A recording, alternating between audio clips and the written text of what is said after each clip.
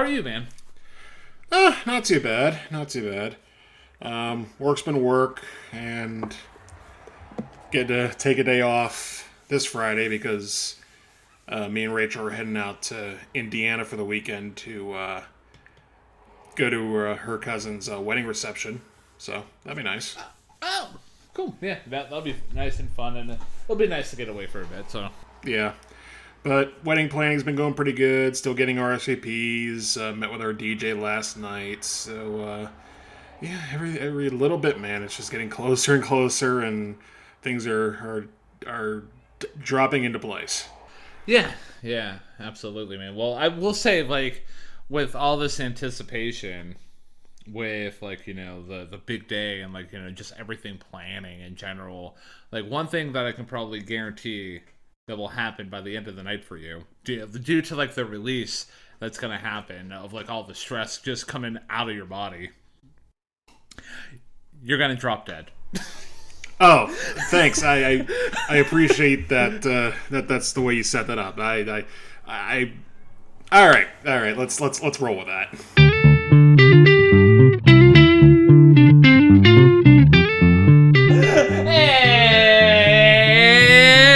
Welcome back, everybody, to the best music podcast on all sides of planet Earth. And the way that we measure that distinction is we go all the way to Troy and we go all the way to Ithaca, but we take the long way around, longer than Odysseus did in his journey in the Odyssey, because we go that extra mile for you, dear listener. This podcast is called Hey, Listen to This. And it is hosted by two dashingly good-looking men who share the same middle name. I am the one. I am the only. I am the one who wants to know if you have the time to listen to him whine about when he was a young boy, his father took him into the city to see a marching band. Ryan James Kearns. You are on one tonight. Wow. And I am the one, the only, the Just Give Matt Damon the Best Actor Oscar already, Matthew James Durzik. And for those of you who don't know what it is that we do here on Hey, Listen to This, we don't mix songs, we don't talk about movies. We talk about music that we listen to in its purest form, at least for the majority of what we've done so far. And every week, me and Ryan talk about an album of our choosing. We take a listen to it, analyze it, come together, talk about it, track by track, note by note, line by line. Pick out the songs we like, pick out the songs we don't like, if either of those apply. Talk about what we thought stood out performance-wise, what we thought could have stood out a little bit more. And at the end of every episode, we give the album a rating out of 10. We pick an album based off the album we just listened to you for you to listen to next. And we pick another album to begin the cycle anew. So, Ryan, what did we talk about last time on Hey, Listen to This? We talked about the second studio album from the band Wet Leg, and that album is called Moisturizer. I was very happy that we did that review. Wet Leg has been a band that's been the metaphorical musical freezer, and yeah, thanks to, like, you know, me going out to see the movie Supergirl and having the song Catch These Fists being in that movie as a needle drop, because that's what James Gunn does in DC movies. We were like kind of inspired, like, to do that review. So how about you, Matthew? What were your thoughts, feelings? Are you a Wet Leg super fan, or are you just like, you know what, I respect them? I wouldn't go as far as saying that I'm a super fan of Wet Leg, but I will say that the review we did last week very much pushed the needle in that direction, because I was more and more impressed with every listen to what I was hearing. Just the raw, very grunge-like sounds of the band itself, and the vocals just throughout, just an absolute time and a half to listen to. And the lyrics, most of the time, were very, very strong. Occasionally, they were even stronger than that. So yeah, very, very good introduction. And if you're curious to hear our full thoughts on Moisturizer by Wet Leg, whether you want to listen to it right now or at the end of this podcast, we're not going to tell you what to do. Go check that episode out and all of our past episodes. Make a Sunday out of it. Give yourselves a, hey, listen to this day in your household. So, yeah, I think that was a good way of putting that. It was a really good album to talk about last week, man. Absolutely, and it's going to be probably a record that I'm going to add to my personal collection the next time I'm out at a record shop and I have the opportunity to peruse for it, because I can almost guarantee it's going to be out there. Like, the deluxe edition of that album just got released within the past couple weeks. So, but I digress. That was Wet Leg. We experienced the album Moisturizer. I was very tempted to do a pun off of that album title right there, but I practiced restraint, man. So now that we've officially put that review into bed, what we talk about on this week's episode of Hey, Listen to This? Well, last week we talked about a very angsty band with female lead vocals that discuss love and relationships in a rather aggressive way. And this week we are talking about one Olivia Rodrigo and her third album, not her second, her third album, entitled You Seem Pretty Sad for a Girl So in Love. So, before anyone asks, I'll ask for you. What is an Olivia Rodrigo? And I have the answer right here in this nondescript envelope that also does not exist. Olivia Isabel Rodrigo was born on February 20th, 2003. What sign is that, Ryan? Oh, I don't know without Googling it. What sign? Did you do your research, man? Kind of, sort of. Because I'll explain my source a little bit, but I know for a fact, based on the research I didn't research, this date means this sign, but she is a Pisces. So she was born a Pisces in the Southern California town of Murrieta, sort of between San Diego and Los Angeles. As a child, her earliest musical influences were her parents, whose selections of mainstream alt-rock became Olivia's everyday soundtrack. I know that's a bit of an oxymoron, but yes, mainstream alt-rock, I'll explain why in a second. These artists included Pearl Jam, Green Day, and No Doubt. Told you. And one of those albums she grew up on is one that she told Vogue in 2023 was her most listened to album. And Ryan, what album would that be? I'll give you a hint. We have covered it. Pinkerton by Weezer. That is an amazing guess, but it is incorrect. It is Elephant by the White Stripes. Oh, I knew that she was a huge Pinkerton fan, so that was the reason why I went in there with such gusto, man. Yeah, I mean, granted, she might have changed her mind since 2023, but from what I've seen, she owns a copy of Elephant on vinyl, so yeah, I guess that is her go-to, most listened to album in her life. And it's a good album, so check that review out if you have the time too. Rodrigo began taking voice lessons at the age of 5, enrolled soon after in her musical theater program in elementary school, and began taking piano lessons at age 9. She would then add guitar to her repertoire after hearing two-time Hey Listen to This subject Taylor Swift, whose earlier country material would lead Olivia to claim to Billboard in 2021 that she was, quote, the biggest Swiftie in the whole world, unquote. Her career in the limelight, however, started as an actress, first appearing on TV in a 2010 Old Navy commercial at the age of 7. And I want to repeat that so we all can feel old at the same time. She was 7 years old when she first appeared on TV in an Old Navy commercial in 2010. She was 7 in 2010. She has now released 3 albums. AARP is knocking down my door at this very moment. 6 years later, she became a lead actress on the Disney Channel original series Bizaardvark, where she played a guitarist in a band by the name of Alvera. She continued with the Disney company with her role of Nini in the Disney Plus series entitled High School Musical, the series. Love that.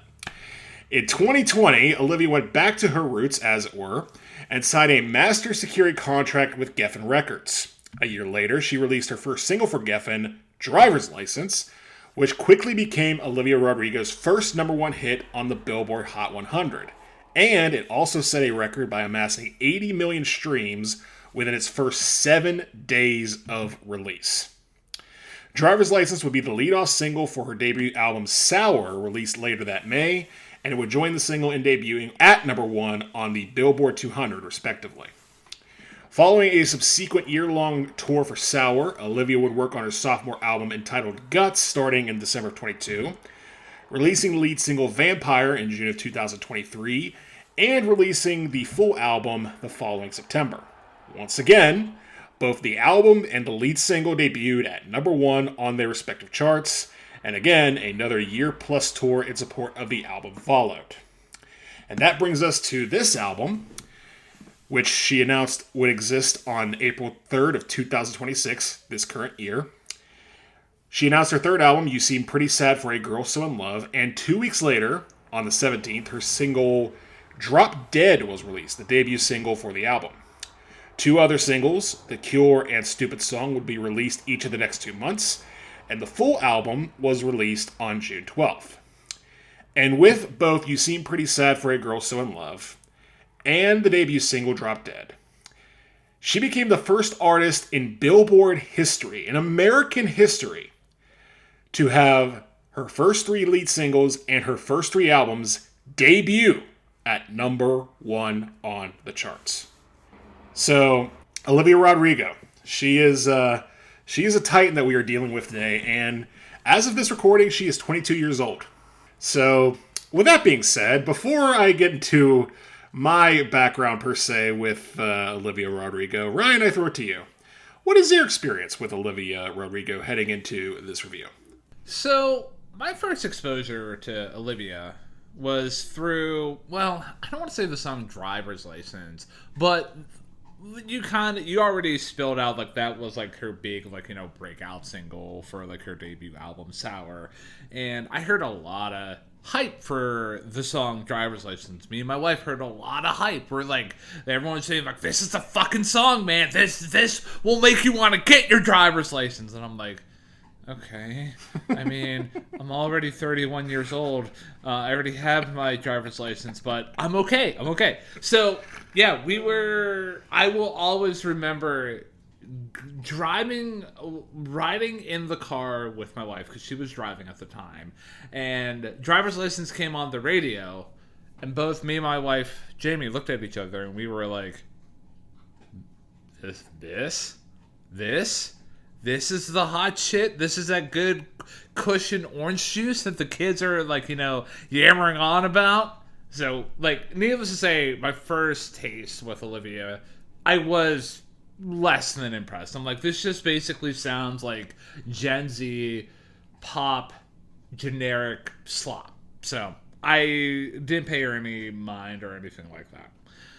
Then, I don't know what caused me or how I stumbled upon the song Good For You that was off that same album, but yeah, I enjoy that song quite a bit. It was in my rotation a heavy amount, and well, probably for a very good reason. And for those of you who aren't aware about the association with Good For You and another song that we've talked about on Hey Listen to This, well, there's a songwriting credit there to Paramore for the song Misery Business, because she took a lot of the melody, she took direct inspiration from there, and I kind of like that. It's a good song. They're both good songs in their own right. Obviously, Misery Business is a lot more of a noteworthy song within the music history, as a grand scale, with its impact on emo rock, female rock history as a collective. But Good For You was good enough to land in my rotation for, I would probably say, a good honest 3 to 6 months.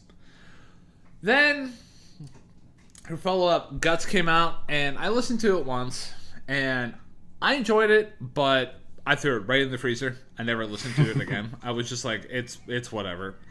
Then this album came out that we're talking about here today, and I listened to it once, and I always let my thoughts be known about like my first impressions prior to like even this being brought up for contention for a review purpose. I thought it was fine. Like, I was not going to listen to it at first because I was just like, this really isn't for me. The lead singles that I heard coming out of the gate, I really didn't enjoy. But then on the NPR Music Podcast, they were drawing a lot of comparisons between one of my favorite bands, The Cure, and this album that we're talking about here today. And I was just like, well, fuck me. I guess I gotta listen to this shit now. And, well, I did. I thought it was fine. Here we are, man. How about you, Matthew? What is your journey through the landscape of Olivia Rodrigo been over the past, well, I would say at least 5 years? I don't know if you're that much of a super fan that you know her from her Disney Channel days, but I digress. You might be a super fan. I don't know. I will start off by saying that I'm not a super fan to the point where I associated her with anything from Disney, because my Disney phase ended probably around the time Olivia was born, honestly, like probably around 03, 04. But as far as her music career, I first caught wind of who she was when my favorite YouTube music reviewer, Todd in the Shadows, covered Driver's License when it came out in 2021. And he was trying to dissect how she became big, because this song was very, dour and very heavy and reverb, and just like, this doesn't seem very pop, but at the same time, it was just blowing up, so it was unavoidable. Except for the part where I pretty much avoided it because I was not really listening to any major new music in 2021. That would come a year later. With stuff like Jack White's Fear of the Dawn, Beyonce's Break My Soul, Big Thief I'll throw in there too. But Olivia Rodrigo was not on my radar. Then Guts came out, and that got a little bit more praise. Although, again, going back to Todd in the Shadows, he very much liked a pair of those songs off that album, particularly Bad Idea, right, which he named his favorite song of 2023. He also, in hindsight, made Vampire, the lead single off of Guts, his 9th least favorite song of 2023. And I will say that I remember hearing Vampire and just thinking, this is kind of clumsy. I don't think this is for me. And I'm not sure how this is really something that anybody would go crazy over or put at number one. I gave it a shot, but it just wasn't for me. And then I kind of just put the entire Olivia Rodrigo discography in the freezer. Actually, I didn't even put it in the freezer. I didn't even take it out of the bag. Like, I really had not listened to it yet. And I just sort of let sit. And then this year, I just kind of had a bit of a morbid curiosity. Started to listen to albums a little bit more, and decided that was one of the ones I was going to listen to. Liked it. Put it in the freezer proper after that. Didn't really think too much of it. And then this album came along, and I wasn't really thinking too much of it. And then I saw a poll where someone asked, "Oh, what's the best pop song of this year? What's the best, pop that came out in this year?" And spoiler, the man asking that question was, again, Todd in the Shadows. And a lot of people were saying that one of the songs off this album, which I will not mention yet, was their pick for best pop song of the year. I was thinking, okay. So we have this album that has one of the top songs in America, one of the most liked songs in America. You know what, the hell with it, I'll give it a listen. And I did, and somehow, here we are. We are now talking about this album, the third from Olivia Rodrigo.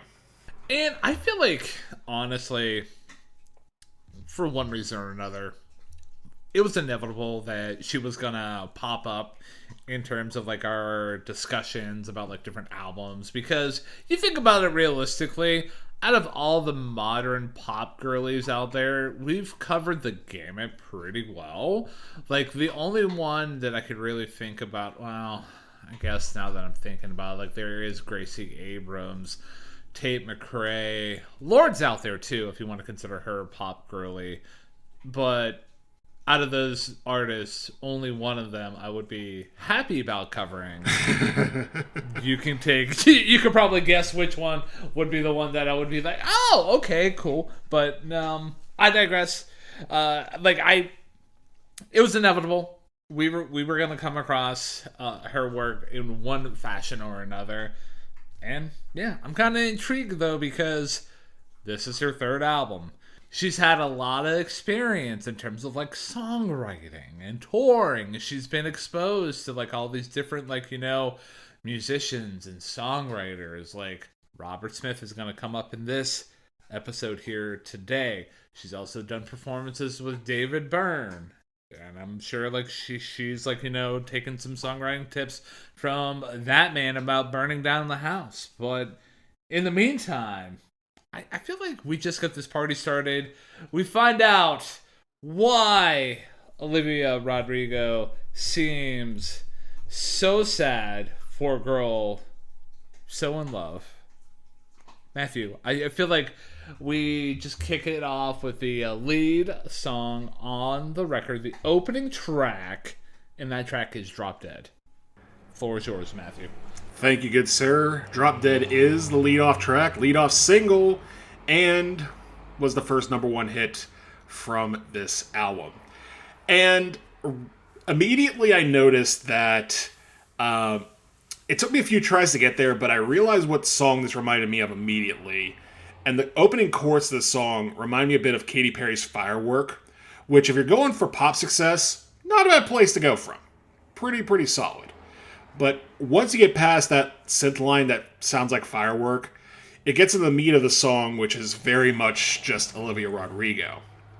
And in that opening verse, you get a lot of the key themes for this album revealed, whether it's typical romantic tropes like hoping you don't finish your beer since the bar closes at 11, or Cure references like knowing the lyrics to Just Like Heaven. She's laying down her cards pretty early. I will say the first verse is pretty good. The hook on the song, though, again, you're going for pop. This is a pop hook you definitely want. It is very strong, and I think it has helped, not just by her strong vocal, but the backup vocals that she herself may have supplied, and there may have been others in there too, but overall, it just sounds really, really, really good. Very... I want to say Queen-esque, but I don't think that's really quite accurate. More like Fun would be my biggest comparison of how the harmonies sort of come across, which ironically enough, the member of Fun that is most known for producing songs like this is not the producer of this track, because Jack Antonoff is not working with Olivia Rodrigo. Rather, the producer on this track is one Dan Nigro, who we last talked about when he produced... Chaperones, The Rise and Fall of a Midwest Princess. And a lot of the production choices on here very much remind me of some of the stuff off that album too. The one setback I think this track has, though, is in the quote-unquote rap breakdown. Not because I think it sounds bad, but it just kind of sounds out of place. Like, Olivia's done this on a few of her tracks before, particularly with Bad Idea, right? Where she just has that sort of like almost, I don't want to say Iggy Azalea because that sounds insulting, type of breakdown. But definitely that like cool girl, here's how life is, and oh my god, this is how my life is now, and cha. Like, it sounds fine, but I did think it was a little... To me, this track feels like an easing into the rest of the album. Like, Olivia's got her new stuff and her new style and her new sort of look on life. But this is the track that usually I've seen a lot of times be the last track on the album be first, where this is the compromise. This is the easing into whatever's coming next. Overall, I did like Drop Dead. Not to the point where I would say it's a top 3 track by any means, but I'll put Drop Dead in the good song bucket. And for full disclosure, all I have for You Seem Pretty Sad for a Girl So in Love is a top 3. I do not have a bottom anything. So, there was a possibility that it might be 5 o'clock sitting here on Hey Listen to This, because I have one bottom track. Oh, just one. Okay. And I also have a top 3. That would be kind of funny if I was just like, that's it. My hand is one bottom track. One song just pissed me off so much. And then the others, yeah, they're okay. But regarding Drop Dead here, I'm higher on the song than you are. But a lot of the things you talked about this song as a whole, I agree with you on. Like, starting with that melody on that chorus. Like, you talked about how if you want to do a pop song, you want to have a melody that is this strong. And I agree with you. Like, it's such an effective hook that I almost am trying to wrap my brain around it, where I'm like, I swear to fucking God, I'm swearing a lot in this podcast apparently, but I swear to God that I've heard this hook before, and I even tried to Google it, like, hey, does Drop Dead rip off of any songs? None that were like a direct, like, correlation. But yeah, moving away from my obsession over what that hook is as a whole, because it does have that nice kind of like, country kind of flair to it, but like almost like a pop kind of sensibility. So that might be the Taylor Swift inspiration showing its hand right there. The way that she writes choruses within this album, within a lot of songs, and when we do come across them, I will highlight them. But here she does what I'd like to call a spiral chorus, where, like, if you actually take a look at the lyrics of the chorus, where it starts out with, oh, one night I was bored in bed, and like, it just seems, if you listen to it, you kind of get the sense of like spiraling, and then at the very end, the last lines of the chorus read, but kiss me and I might drop dead. And with that, you kind of get like a little bit of a dropout in the instrumentation, and then landing into like a instrumental like jam session leading into the second verse. So it's a very interesting way to write a pop chorus, especially considering that the melody in this chorus is so strong in its own right. But yeah, it's just something I wanted to highlight out there to the dear listener. Something that I picked up on. I agree with you that second verse where you get the rap switch up in the vocal delivery, it didn't work for me as well, like as it didn't work for you. I get what she was going for, because like this whole song is basically like, oh hey, yeah, I'm on a date with this guy in a bar, and like, he's a huge Cure fan, and then in the second verse you get the more of like the heightened emotions, and like, the more like, oh, like fun kind of like Gen Z kind of stylings there. And I get what it was going for, and there is a place and time for Olivia's rap delivery to work very effectively within a song. But this song here, not so much. I think I would have enjoyed the song maybe just a hair more if she would have just sung more straight in the second verse. Speaking about Olivia's performance as a whole, like, it's pretty solid overall, like, especially with the way that everything opens up, and like you really get that painting of the picture, and like you can really feel that she's really in the mindset of a girl who's on a date with a guy who really knows all the words to Just Like Heaven, and like she's really vibing off of that. But yeah, and as much as I will complain about the songwriting choice to do the rap delivery in the second verse, the performance itself is good, just a poor execution in songwriting right there. Lyrics are good overall. Of course, whenever I hear a Cure reference, I'm like, my people there. So I do appreciate it. And my lyrical highlight within Drop Dead came in the chorus. I really just like the comparison, because you got to think about within this kind of setting, Olivia's in a bar and she's looking at her date, being like, "Hey, you're looking like an angel on the walls of Versailles." Like, in terms of just really like magnifying the beauty of her date. So yeah, cut track territory for me with Drop Dead. It's good. It's one of the biggest songs off the album, and I think that this was the first song off the record that I listened to in terms of like the lead singles. And like my first impression of the song when I heard it then was it's fine. Now I'm like, it's good. Yeah, that's fair. With me, honestly, this is probably leaning towards cut track territory after the first couple of listens.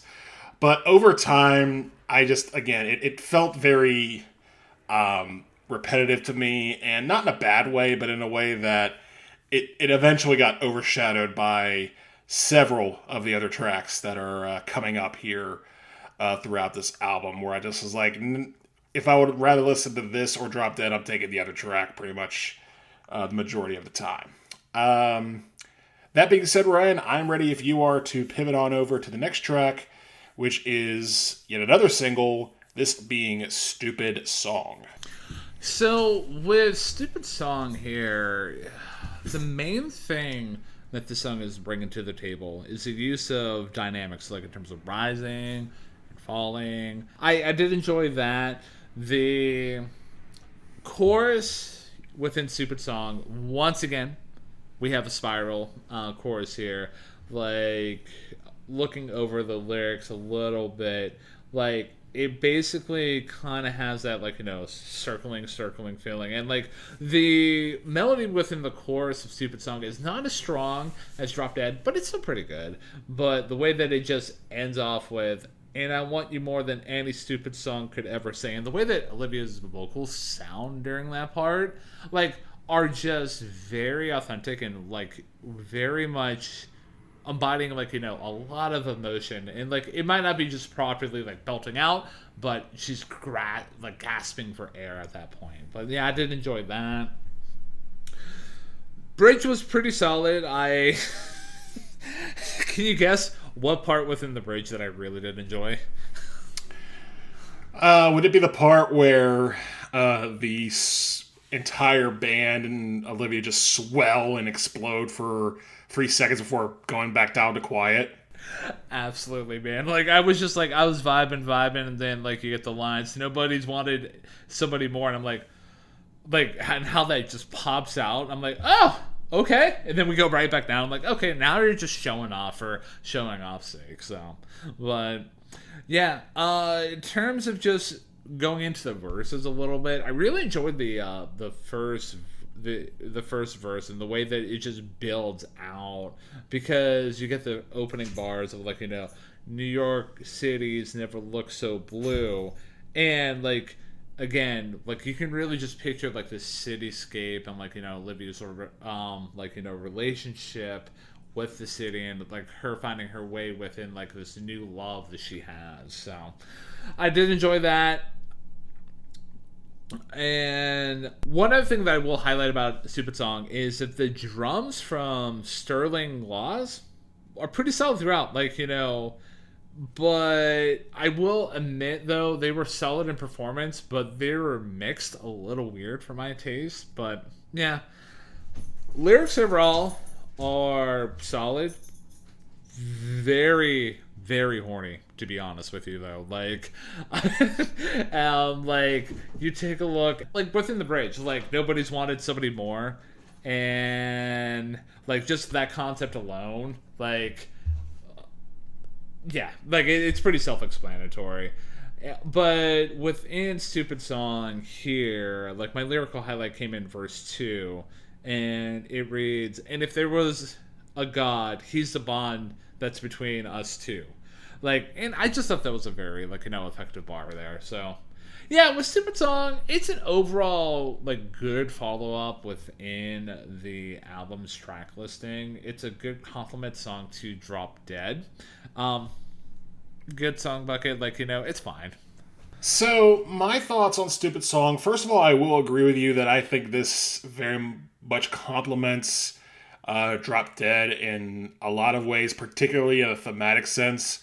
Where with Drop Dead, you get the, hey, this guy listens to The Cure and, it's kind of cute, and if he kissed me, I might drop dead, to realizing that actually, no, you may not drop dead. You're just going to be very, very high on this guy no matter what you do. And this is her spilling that out in song form. And it's interesting how it starts without any drums at all. I do appreciate you shouting out the drummer, but it doesn't start very much with a beat at all. In fact, it honestly sounds like a musical number in a sense, because you just get piano and Olivia singing and doing that sort of spiral that you talk about, where she sings, more than any stupid song can ever say, and then she just keeps going and going. And while I do think her vocal performance on this is actually stronger than it is on Drop Dead, I did note that this track really does not have a whole hell of a lot of room to breathe when she's singing, particularly on the chorus. Like, the singing's fantastic, but it just kind of doesn't have any point where you can just sort of breathe and take in what she's saying. Bridge is the same way, but in both cases, they do sound very, very good. I was kind of torn on whether I thought the explosions in the bridge were awkward or nice, and I'm leaning towards nice, because she attempted something different. It does sound different and doesn't really hurt my ears, so good job, Olivia.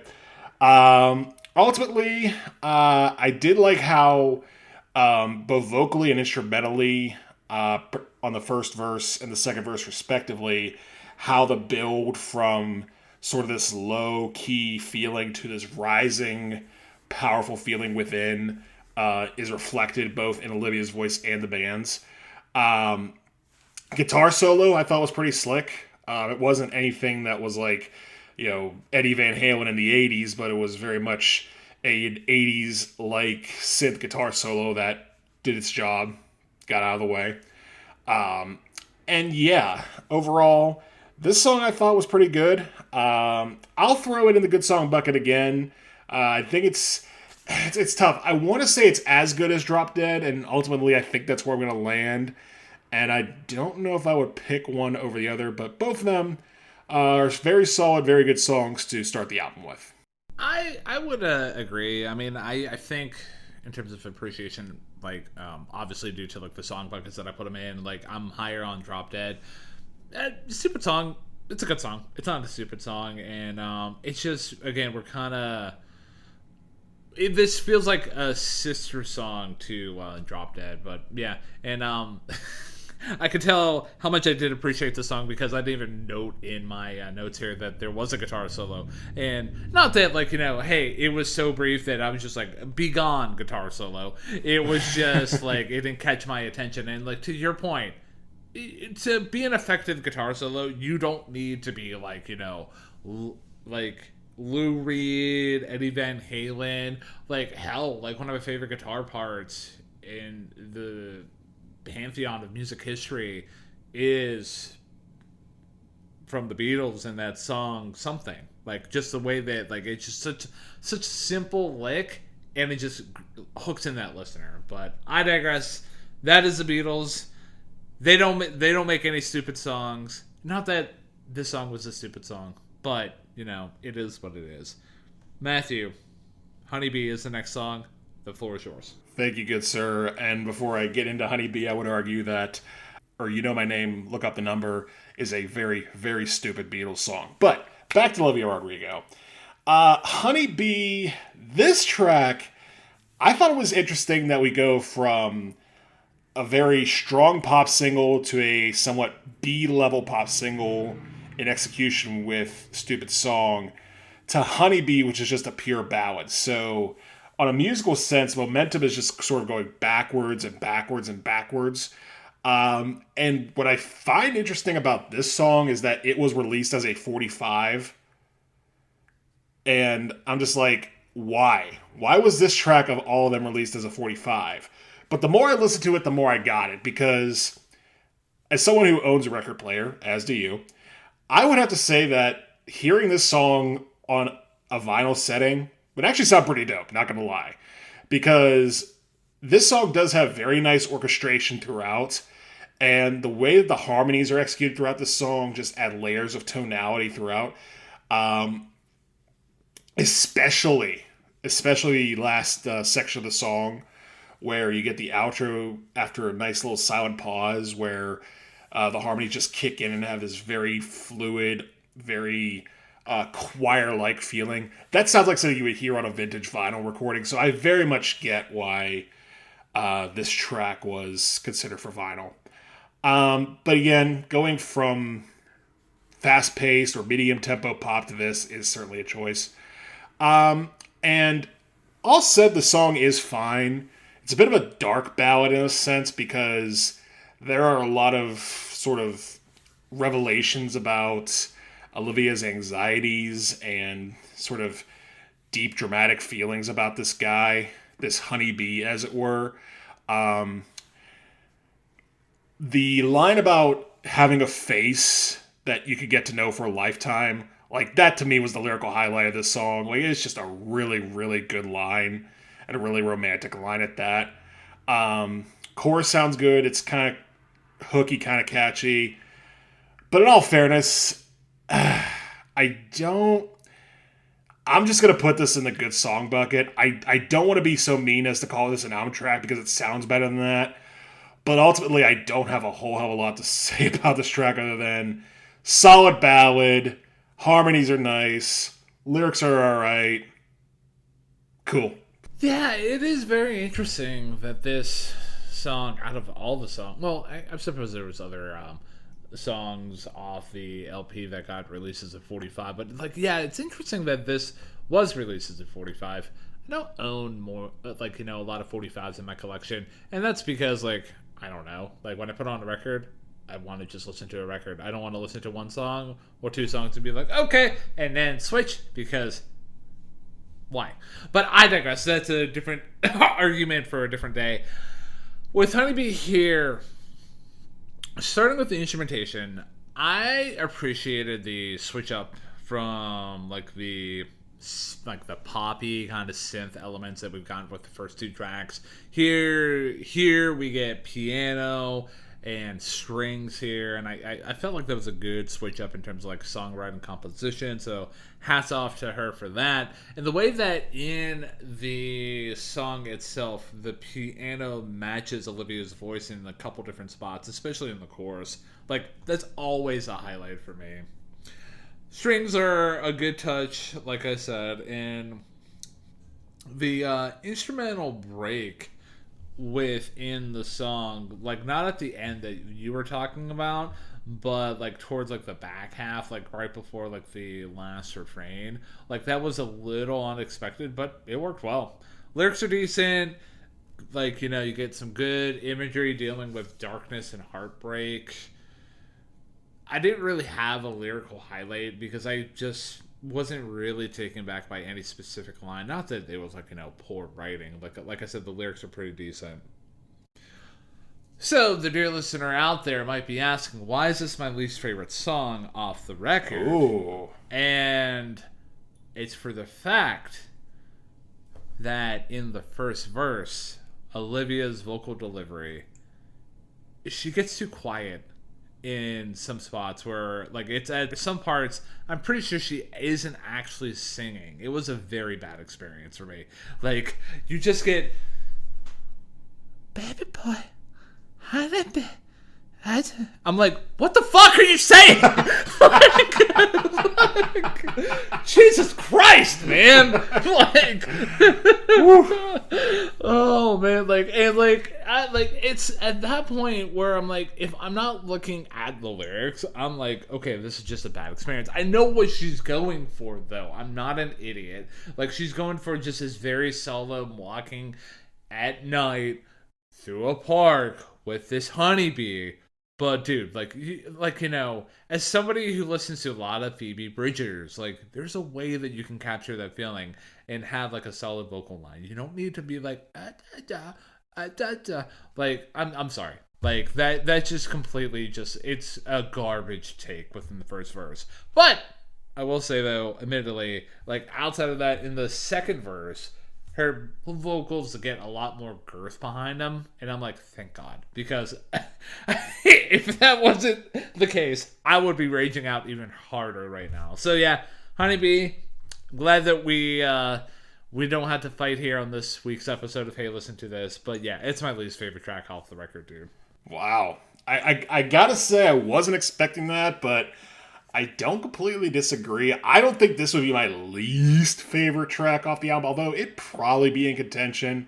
But again, the harmonies were very nice, and as far as that opening part where Olivia is barely singing, I guess in a weird way she got away with it with me because I couldn't hear what she was doing, therefore I couldn't really register it, but that shouldn't be an excuse. I don't know. Ultimately, though, yeah, I struggle to realize why this was released as a 45 in an era where 45s are insane. I wouldn't say insanely obsolete, but you know what? Yeah, I'll say insanely obsolete. Like, nobody listens to individual songs on vinyl anymore. It's either 33s or screw you, stream it. You know, like let's be real with it. So, but yeah, I was not expecting a cloud of dust level rage out for those few seconds there.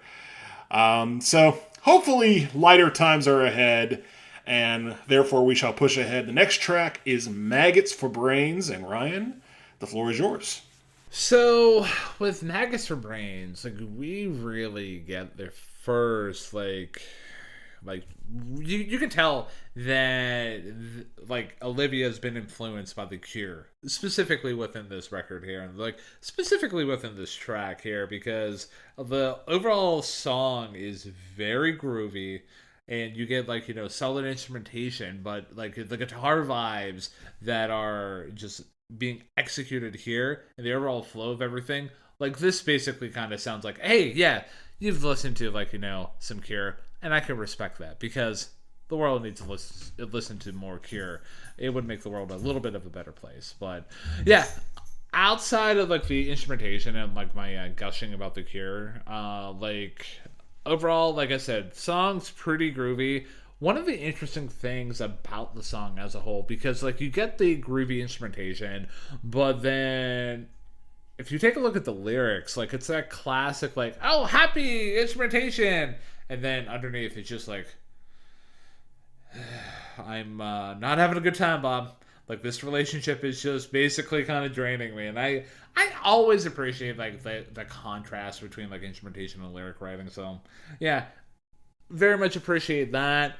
Chorus is solid here. Again, you get a very strong sense of melody. And also, the underlying harmony that's being executed within the chorus, whether it's by Olivia or like another singer, it's a very nice subtle touch, and I very much appreciate that. Like, it very much rewards a listener for listening in and like just picking up, because if you don't listen in, the song's fine. Like, you know, it has enough grooves that you can really just get down to it. The way that Olivia like just cuts out everything, or everything kind of just cuts out during that last chorus, was a good choice, because it just kind of highlights the lyrics as a whole. Like, if you weren't paying attention to the lyrics as a collective, like, oh, hey, yeah, this is basically like a codependent relationship to a T. So yeah, Olivia sounds good vocally. Very much appreciate what she's bringing to the table. Lyrics are pretty good. And in terms of a lyrical highlight, I want to bring attention to the second verse where you get the bars, I wish I could tell to him, and sometimes at a low point, I would even wish for a tragedy, because I know he'd come over and take real good care of me. And I'm like, oh, okay, yeah. Like, if you've ever been through like a dark part in your life, you can probably relate to that kind of feeling. But yeah, it's just a very very dark bar. But yeah, Maggots for Brains. It's a good song. It's gonna go in the good song bucket for me. I appreciate what's being brought to the table, man. So I think you nailed your analysis of the lyrical themes of the song, which is codependency, because that's basically what it is that especially in the chorus, she admits that she's a wreck without her baby. She's a zombie. She feels dirty. She feels unclean every time her baby goes away. Which is kind of interesting to hear a female sad girl singer sing in the year of 2026, but I guess baby's still a viable word in the annals of pop music, but that's aside the point. You also, it's funny that you said that this is the first song on the record that definitely showcases her influence of The Cure. I had the exact same note first, that her Cure influence is very much showing through the music. It very much feels like a track that Robert Smith and company would be laying down in the late 80s, possibly early 90s. The keyboards and the guitars, and the drums too, I would say, very much in tune with that Cure sound. And the chorus sounds great. To me, this sounds like what Vampire should have been, but wasn't. Not just in the lyric writing being a lot more straightforward about having maggots for brains and feeling unclean, but also it doesn't mix metaphors such as you sold me 4 parts and you sunk your teeth into me on Vampire. Like, that's just a bad line. And much like Drop Dead and Stupid Song, the harmonies hit in the right places. Actually, they did for Honeybee too, but here it's in a much more lively, up-tempo context, which you did a good job of describing it as being a nice sunny beat amidst a very dark codependency that perhaps should not be dealt with much further, but this is only the 4th song and we got 13 here, so we're going to get into it a little bit more. So yeah, I think your analysis pretty much nailed it. The only difference is I have this in the great song bucket because this was the first song, especially coming off of Honeybee, where I was just like, whoa, okay, now there is the quote-unquote rock that some people were expecting on this album, and this is the first real, like, up-tempo, rock-ish song. I mean, it's still kind of new wavy more than rock, but definitely has that rock spirit more than anything else. So I very much appreciate Mags for Brains, and yeah, great song bucket for me. And I dig that, man. I just feel like within the album's context, and this might be kind of giving away my feelings about the next song coming up here, like within a couple seconds, that like it just, I have a hard time kind of wrestling within my relationship with Maggots for Brains, but taking it as an individual song, it's a pretty good song. I appreciate what it's bringing to the table. It's just like I feel like I've kind of maybe at the very least heard this kind of song before, but performance is good, songwriting's good, like you mentioned, but enough jibber jabber, man. You plus me doesn't equal a heart forever. But that is the next song that we're going to be talking here on this episode of Hey, Listen to This. Matthew, the floor is yours. The floor is indeed mine, and the carvings will not be made in any type of leather seat or tree trunk. So, You and Me equals heart. If Maggots for Brains was influenced by The Cure, I don't know how much Olivia Rodrigo listened to Avril Lavigne as a kid, but I'm sorry, like that's the closest comparison I can make with a song like this, because it very much sounds like in the territory of a Skater Boy or a Complicated or a Girlfriend, where it's just pure, unabashed, teen-laden power pop.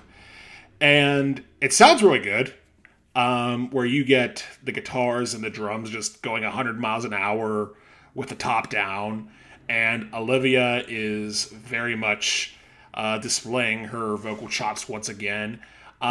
It's easily the most optimistic song on the album so far, because if you remember back to earlier this year, Ryan, we talked about a song off of the Reba McEntire album, What If It's You, called She's Calling It Love, where everybody in the town is like, hey, this girl is dating this guy and it's not going to work out, but she's head over heels. Well, you and me equals heart is very much from the perspective of that girl calling it love, because she is just head over heels over this guy, and no matter what everybody else says, no matter what everybody else does, she sees like a future where they're carving their names into the backs of leather in the car seat, which why do that, number one? And number two, just acknowledging that there is a carefree nature to this love that at this point in the story seems relatively unbreakable. So, again, the voice is great, the harmonies are great, band sounds solid, and I will say that the rap bridge on this track works a lot better than it did on Drop Dead. Like, it flows a little bit better. So yeah, I would consider this just a very and it wasn't until the last time I listened to it before this review, which was today, where I was just taken aback by the sheer sonic force of it. Like, I knew it was up tempo, but I didn't realize how like bold and big it sounded. It is not in my top three, but I do once again have this in the great song bucket because it is just a powerful, poppy, good ass time. So I kind of wonder, are we going to be high-fiving here towards the back half of the review? Because we're kind of getting towards the halfway point. It'll be here before you know it. And I've already kind of, like, took a crap on the song Honeybee. Are we going to be sharing some top three love here soon? We'll find out, obviously. But yeah, it's just something I kind of really just had to think about there for a second. But yeah, with You Plus Me Equals Heart, one of the things that I'm just going to highlight right out of the gate, because it's going to be the only real complaint that I have about this song as a whole, like this part of the album, Maggots for Brains and You Plus Me Equals Heart, they kind of feel like sister songs, where they're kind of doing the same thing. They're kind of delivering the same kind of chorus. And it just kind of lessens the experience for me, because like it's interesting that you brought up the Avril Lavigne comparisons. This might be like just showcasing my lack of personal experience while listening to Avril Lavigne growing up, because well, I mean, I know of the songs, but she wasn't like my first choice when growing up. But yeah, I was still feeling like, hey, we're still riding the Cure vibes here with this song here, very much so. But again, if you're gonna ride vibes, the Cure vibes are right up my alley, 1,000%. But yeah, just the overall instrumentation, like the guitars are sounding great, the drums are tight, and just the drums are driving the groove very well. So like it's very much, like you said, a high energy, high octane, it's very much like a pulse, like it has like a high pulse, man. So getting into the performances as a whole, Olivia is playing well with melody within the verses. Like, I very much appreciate it. It's not like a very strong sense of melody like you get within the choruses, but you kind of take a look at like verse 2, for example, how she delivers it being like, I like your big sister, like it's very like patient, and it's very calculated within kind of like a high energy song like this. So yeah, and also very much kind of had to chuckle at with the bar towards the end of that verse being talking about my cynical humor and yacht rock music taste. Like, oh, okay, you try to win over somebody by saying, you know what, Steely Dan can Steely my Dan, if you know what I mean. So yeah, it just that's just a very fun bar, and that, like, spoiler alert, that whole verse is my my lyrical highlight. I kind of disagree with you a little bit respectfully within the bridge, because the rap delivery of it and then switching it up into like that last two lines right before getting into the rest of the song kind of just felt, again, a little bit disjointed. I mean, tomato, let's call the whole thing off. I just I didn't care for it. The chorus, though, within You Plus Me Forever, it's solid. Like, again, like I can't think about this chorus and like just kind of like I think I did cross compare the chorus within you plus me equals heart, and like going back to like maggots or brains, I'm like, okay, it doesn't sound like it a lot, but you can still tell that the spirit's there. And one other thing I want to highlight about the song as a whole is the pre-chorus in the song was solid, especially the first one, because the instrumentation really just swells alongside it. I very much appreciate it, and like I felt like that was a good highlight. So yeah, you plus me equals heart. Like maggots or brains, it's going into the good song bucket. Like, I don't hate it.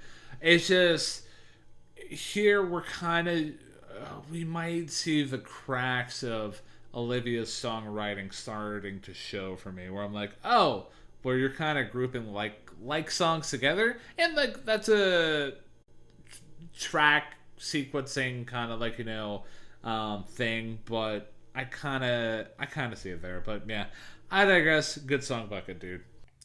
And that's fair. Honestly, this was probably going to be in the good song bucket up until today, where I just listened and was like, no, I can very much see myself enjoying this several times over on my car stereo. So I gave it a little bit of a bump, but not to the point where I think I would have it in my top 3 at any point, because there are just songs that are much better than that we have yet to cover, because neither you or I have dived into our top 3s yet. So with that being said, we're going to pivot on over to the next track, with all due apologies to both Frank Sinatra and Limp Bizkit. This song is called My Way, and Ryan, the floor is yours. Oh my god. In the history of forever, dude, no one's ever uttered the phrase, and all apologies to Frank Sinatra and Limp Bizkit, because, that's the ultimate mashup, man. But I digress. So yeah, with My Way, very much appreciating the switch up in styles here, because like as much as I like The Cure, and you know that I like The Cure a lot, like I'm glad that she switches up things here, and like she kind of really digs into the vibe of this song here, and like it's very evident right out of the gate, because that little synth flick that you hear throughout the song basically kind of sets the scene for the song. Like it's very like kind of like a bratty meets like Misery Business kind of vibe, where it's just like, hey, fuck you. This is her fuck you kind of song, in my opinion. But yeah, and also within My Way, the instrumentation here just has such a strong driving force behind it, and the way that everything's recorded, the band is distorted, but it's like they're very much locked in, and I very much like what's going on here. It kind of reminds me of stuff. This might be a very loose comparison, but what we heard last week with Wet Leg, and just how tight their band is together, and like how like you get those like post-punky kind of vibes, post-punky kind of dancey kind of vibes, like very much like LCD sound system. The chorus is good, and honestly it's so good. Like, I'm not gonna lie, I very much appreciated that. And also, if you listen into the chorus, the rim hits that you hear within the chorus, like, they're a nice treat, dude. I was taken back by that. And also, the bridge is so good, especially with the full stop. It just works so well. And also just overall within this song, Olivia's attitude is just peak snark, and I am here for it every single day of the year, man. Like I love it. I very much appreciate that. And just to tell you a moment within the song that kind of exemplifies this snark, like my lyrical highlight reads, well, here's a map of the lines I drew, and some girl steps over, and the girl is you. Like, there's several moments within the song where Olivia is basically kind of like looking directly at the camera and being like, hey, listen, like, this is it. You following me? Like, I'm literally guiding you through what's going on here. And I love it, man. It's my favorite song off the record. I had a sinking suspicion that this was going to be it because it is, it's very much you-coded in a lot of ways. I mean, we just talked about it last week with Manje 2. This feels like a song very much in that same vein where you just get the real snark of Olivia Rodrigo on this track. She goes full catfight on this song, basically clinging on to her guy real tight and just fending off every single other girl that surrounds her. And there are a lot of smart lines in this song. Some of my personal favorites were, you keep calling, but you never get the message. Maybe I'm a petty bitch, but you make me resort to this. And my personal favorite, here's the part where the girl gets pissed. And the girl is me. Did you get that hint? Like, she is just very much in full back off he's mine mode on this whole track. And I really dug that. And the band, like you said, is so tight on this song where they just... I talked about how the last song, You and Me Plus Heart, or You and Me Equals Heart, sounded a lot like Avril Lavigne, and how Maggots for Brains sound like The Cure. Weirdly enough, I think this is kind of a synthesis of the two. Like, this is if The Cure tried to write a song for Avril Lavigne, if that makes any sense. Because it has that very catty energy like Girlfriend did, but the synths of the guitar sound very much like a harder version of what The Cure brought to the table.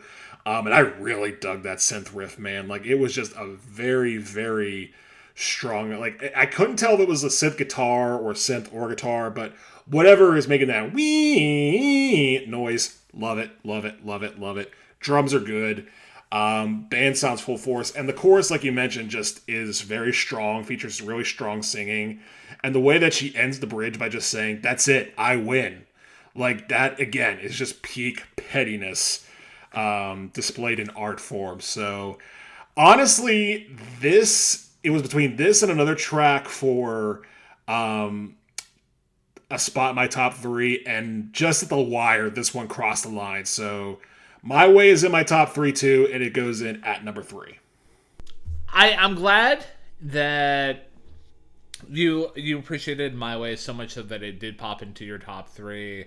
And it's kind of funny that you kind of, like, kind of called your shot with, like, this might be Ryan's favorite song. If not, it's definitely going to be in his top 3. Because, like, I was kind of wondering with My Way, is it going to bleed on the edge of either being, like, Manje 2 or actually romantic? Because it's always a fine line where stuff could be a little bit too much. But I'm glad it's not too much, man, for you. So, without any further ado, are you ready to close off side A of the record and the review with the track Purple? Absolutely. And Purple is an interesting song because, in my mind, what it ultimately does is take the same topic as You Plus Me Equals Heart and bring it down both sonically and thematically to a point of domestication. Like, on a sonic level, this is a lot softer. It definitely has a bit more of an upbeat feel than most of your soft songs. Like, you have a pulsating synth that's just going very fast underneath this track, but never to the point where it feels like you're listening to a very energetic track. Like, it feels very much like a fast ballad, if that's even possible. Apparently, Olivia pulled it off with this. And also, it takes You Plus Me Equals Heart and domesticates it thematically, because you go from scratching names into leather and feeling like you two are going to be together forever and just pure romantic, almost naive bliss, to a much more mature idea of, going to grocery stores or going to a nearby park and just taking a walk. Like, it feels a lot softer in that regard. But the passion for this significant other that Olivia has is still very much present, and it's showcased throughout the entire track in ways that seem, in a sense, forcefully poetic, in a sense. The way that the chorus goes, I struggle with it at first because the way that it ends on certain words, like purple itself, felt a little hashtaggy to me. But at the same time, like, over the course repeated this is like, this is fine. It's not that big of a deal. It's definitely more towards the capital P poet type of writing that Olivia wants to showcase on a song like this. But ultimately, it didn't offend me too much at the end. My favorite part of the song is the outro, because you get the line, melt with you till it all turns black, and then it twists from that dark line to another dark line, which is melt it all away until it all seems sad. And in the back of your mind, you're just going, uh-oh, there's a trouble brewing. We don't like the sound of that.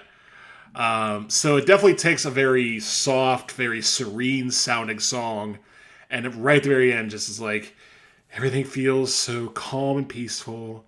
It's so calm. It's too calm. Damn it.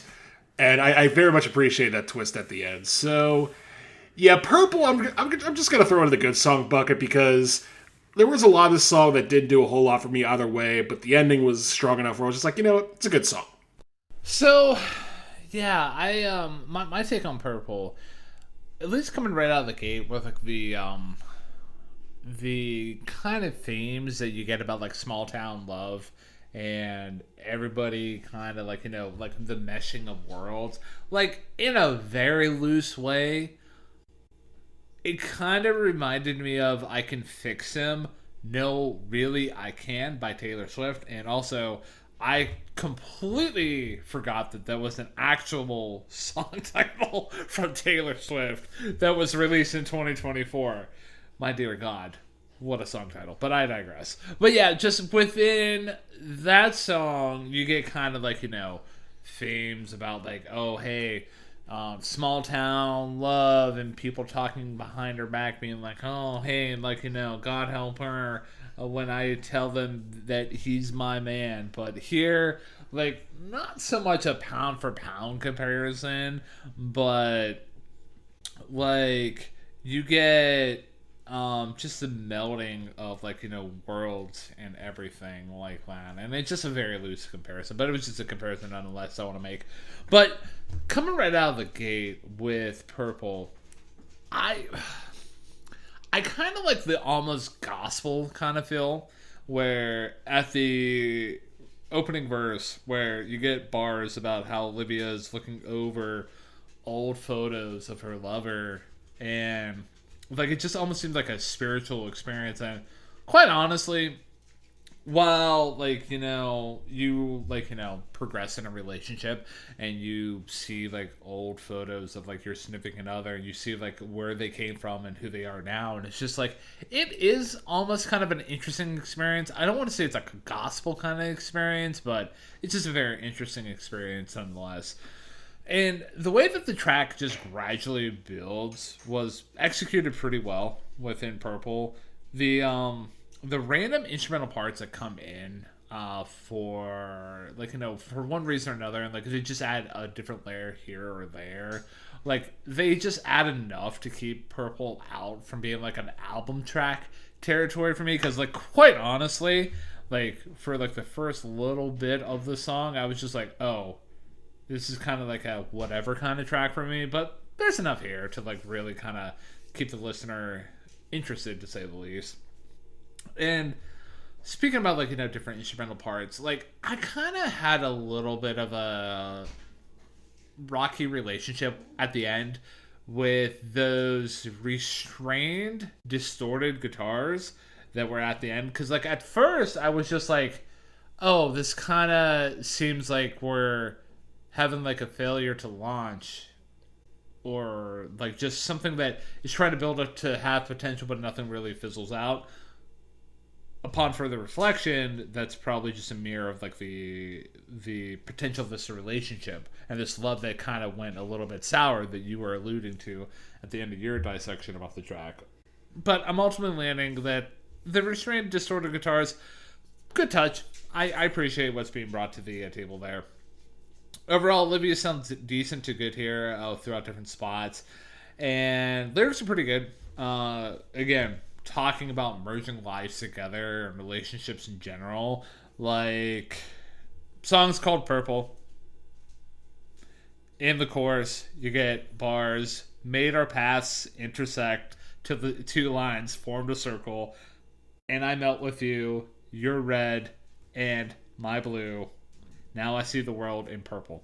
So, yeah, it's kind of like, basic color theory right there, but it's still pretty cool. And, yeah, just, it's a, I guess within the, hey, listen to this song bucket, like, hierarchy that I've drawn up in my brain that we should flesh out one day. Like I said during last week's episode, it's in the good song bucket. Like, it's there. It barely escaped album track territory, but it's basically there, man. Yeah, I get that. Again, I really appreciate the ending, and overall I thought the singing and the harmonies from Olivia and company were very, very good. But yeah, I mean, the basic color theory that you pointed out in the chorus, it's meant to be very basic and very almost intentionally like first level poetry, just like, hey, you're red, my blue. We go together, right? Right? And then at the end, it's just like, I'm not so sure about that. But yeah, I'm with you. This is a good song just above the crossing bar for good song bucket territory. I'm glad that we're in agreement there, man. So, before we continue this gravy train rolling and fully flush out the rest of our top three within this Olivia Rodrigo review, I have to take a second because, Matthew, I have a question for you. And what is that question, good sir? If the dear listener out there is very much enjoying this episode here tonight, or whenever they're listening to it, and they want to help show their support for what we do on a week in, week out basis, what are some ways that they can help show some support? That way we can keep on keeping on and producing these episodes week in and week out. And if they're looking to connect with us on different platforms, what are some avenues that they could do such things? And ultimately, if they are out there and they just want to, be the son of man and ultimately request that Phil Collins review so we can get it into the hey, listen to this pipeline, what is an avenue that they could do such things? Well, let me start at the beginning. The first way they could support us is by keep on listening to Hey, Listen to This. And the way they could do that is to find us on their favorite podcast platform of choice, whether it's the likes of Apple Podcasts, Pocket Cast, Spotify, or YouTube, sites where we upload our episodes each and every week. And if you are listening to us on any of those sites, show us how you like us in the way that app or program insists that you do, whether it's a 5-star rating, leaving a comment, liking, subscribing, the usual ways to get around these websites and showing your appreciation. Now, let's say you're listening to a particular episode and you're thinking to yourself, okay, I like what these guys are talking about, and I know somebody out there is going to like what these guys are talking about, but I'm not 100% sure who to text this to, who to DM this to, or who to burn this to a disc for and give them in a physical copy. Well, fear not, because you can cast a wide net on the internet with our material. You can share our links on the likes of Facebook, Blue Sky, Instagram, and Threads, and that is where we have pages of our own. And if you're looking for us on any of those sites, well, you can either just type in the name, hey, listen to this, and find our logo, the blue logo with the black microphone, or if you want a shortcut, the username is ttheylisten. Again, that is the letter T, another letter T, hey, and listen. And speaking of ttheylisten, if you want to reach out to us directly, but you do not know us directly, we have an email address that can fix that problem. And that is ttheylisten@gmail.com. Again, that is ttheylisten@gmail.com. If you want to leave us some positive feedback, if you want to leave us some critical feedback, or, as Ryan said, if you want to be the son of man and request that Phil Collins review. We've already done Peter Gabriel. We might as well do Phil Collins. Or any album that you want to choose. We will be happy to do that because we have done listener requests in the past and we would love to do so again. So to recap, ttheylisten@gmail.com is where you can reach us directly. You can find us on social media on the likes of Facebook, Instagram, Threads, and Blue Sky. And if you're just looking to listen to us, we upload our episodes every week to the likes of YouTube, Pocket Cast, Apple Podcasts, and Spotify, or wherever your favorite podcasts can be found. And to anyone and everyone who have joined us on this 130 plus episode journey, talking about all these different albums and listen to us time and time out, or all the time, if that be the case, thank you, thank you, thank you, thank you, thank you. Again, me and Ryan are just two dudes. We're not trying to sell you any type of insurance. We're not trying to sell you fruit from an apple stand. I mean, I guess it would just be apples, but that's aside the point. We're just two dudes who love to talk about music. And as always, Ryan, from one dude to another, thank you for joining me on this journey, dealing with my nonsense, and being a great partner to talk about this stuff with, man. And the compliment goes right back to you, man. It's always a blast doing these episodes. Like, it's funny. My current music streaming service of choice is YouTube Music. And in that app, they have this thing called Forgotten Favorites, where it's just like, hey, you listen to this shit a lot at one point, but you don't listen to it quite nearly as much anymore. And I just want to highlight 3 albums that are currently sitting in my Forgotten Favorites section on YouTube Music, just to show the kind of range that we have talked about on Hey Listen to This. So the first album is Un Verano Sin Ti by Bad Bunny. That was a fun review to do with you, my dude. The next album is A Rush of Blood to the Head by Coldplay. That was a review. So, and then the last album was actually the self-titled album by The Cars, and I really enjoyed doing that album because, just to highlight that album specifically and like the effect that the show's had on me, where prior to doing that review, dear listener, if you want to have evidence of this, go back, check out the review, come back here, make a Sunday out of it. But I didn't know what a Cars song was. I was just like, yeah, The Cars are a band. They've done shit. And then I found a song that I just needed to validate my claim that I knew a Cars song. And then even at that, like, there was like at least one more song off of that record that I hear on WDVE and my classic rock stations, and I'm like, it makes me feel like a more educated music listener. And dear listener out there, hopefully we bring that to you as well. We hope that we make you a better music appreciator. Or if you're literally just here to hear us banter on, cool. I appreciate that. But yeah, it's just, I'm very thankful for the support. I'm very thankful for the journey. And I'm very thankful for you, Matthew. You've been one hell of a partner in crime in this endeavor, my dude. I very much appreciate that. And while we're at it, let's continue being partners in crime, but not doing crimes, because this is just our First Amendment right to talk about these things. And with that, Ryan, I will throw it to you to kick off side B of this Olivia Rodrigo album, entitled You Seem Pretty Sad for a Girl So in Love. Just throwing that out there to remind ourselves, if nothing else. And that song, Ryan, is called The Cure. The floor is yours.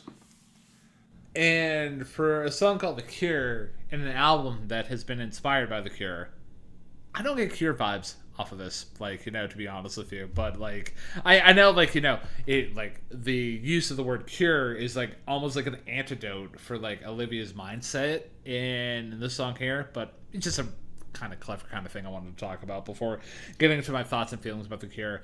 So with The Cure here, this was the other song that I was exposed to prior to this album's release, and that does make sense because if I'm not mistaken, I think it was the second single released off of this record here, and the music video is pretty interesting. But yeah, like, just getting into the nuts and bolts about it, like, it's mostly a good song overall. kind of have like, a nitpick here or there, but getting into the good stuff though, because I like to start with the good stuff. Chorus, very good. Like, has that characteristic of a very strong sense of melody that Olivia is like exemplified throughout the album here so far. And it also has that spiral effect that I've talked about here within the record, because you kind of take a look at the chorus's lyrics, and like she just essentially lands on the mark of like, it'll never be The Cure. So yeah, and even if you think about like how the melody's constructed starting out, it's just a very circular kind of effect. So yeah, just a clever thing I wanted to highlight there. And I also enjoyed within The Cure the lyrical uses of love being a cure for someone's state of mind. And it's a very important message out there to the populace as a whole, that you might think that, oh, hey, I'm depressed and I'm going through some shit, and love can fix who I am as a person. Dear listener, that's not the case. Like, you control your own destiny. No one's coming to save you. You have to control you. So, just a little side tangent there. But I did enjoy the lyrical uses of, of love being the cure. Like I said, the instrumentals are pretty effective within the Cure.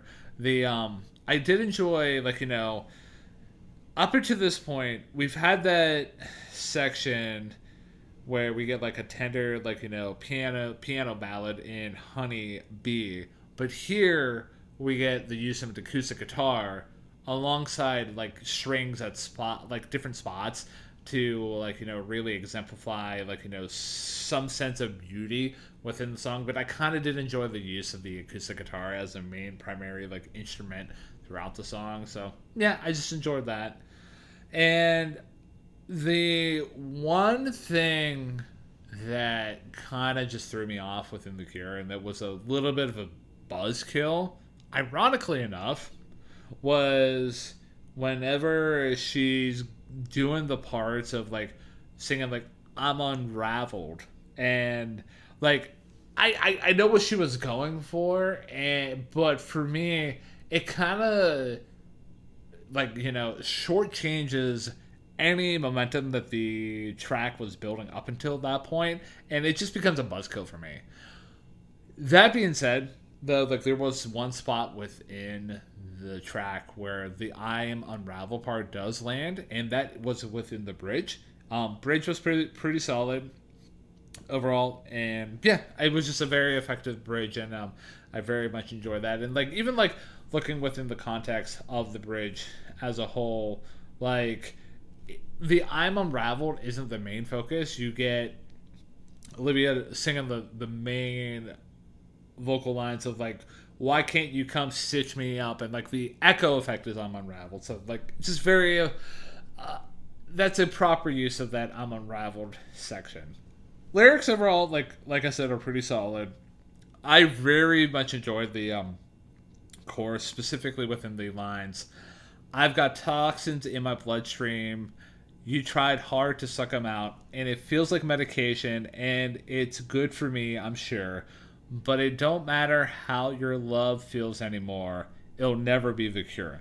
And again, that's just exemplifying to a T of the use of love as a cure for someone's mental illness and trying to correct their own shortcomings. So yeah, but within the Cure, if it wasn't for the I'm Unravel part kind of just being a buzzkill, this could have been a top 3 or at least a cut track contention for me. But within the Cure, it's going to the good song bucket, my friend. A song bucket that's getting a little bit crowded, if I could be astute and observant.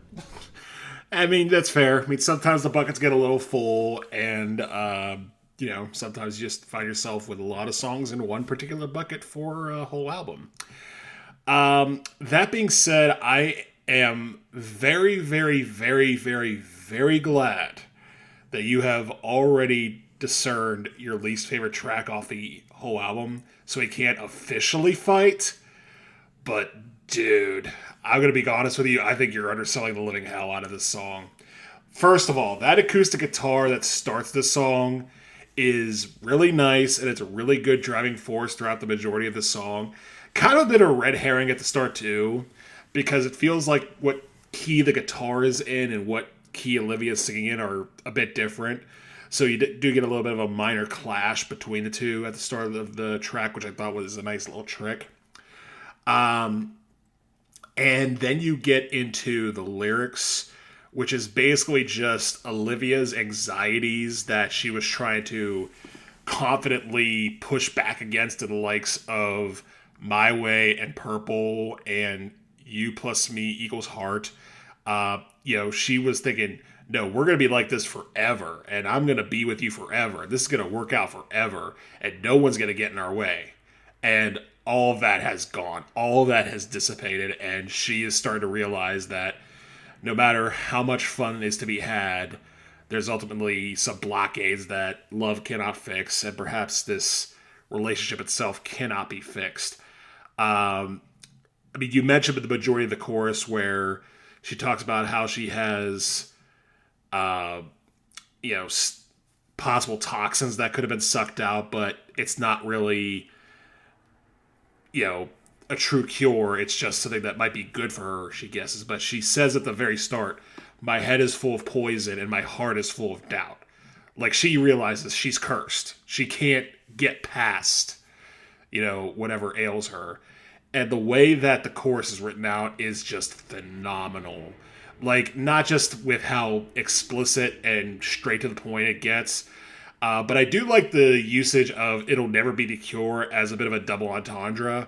Like, is she talking about how, no man could be the cure for her sadness, or how no man could ever reach out to her like the music of the band The Cure? I don't know which context she was going for, but I very much appreciate it either way.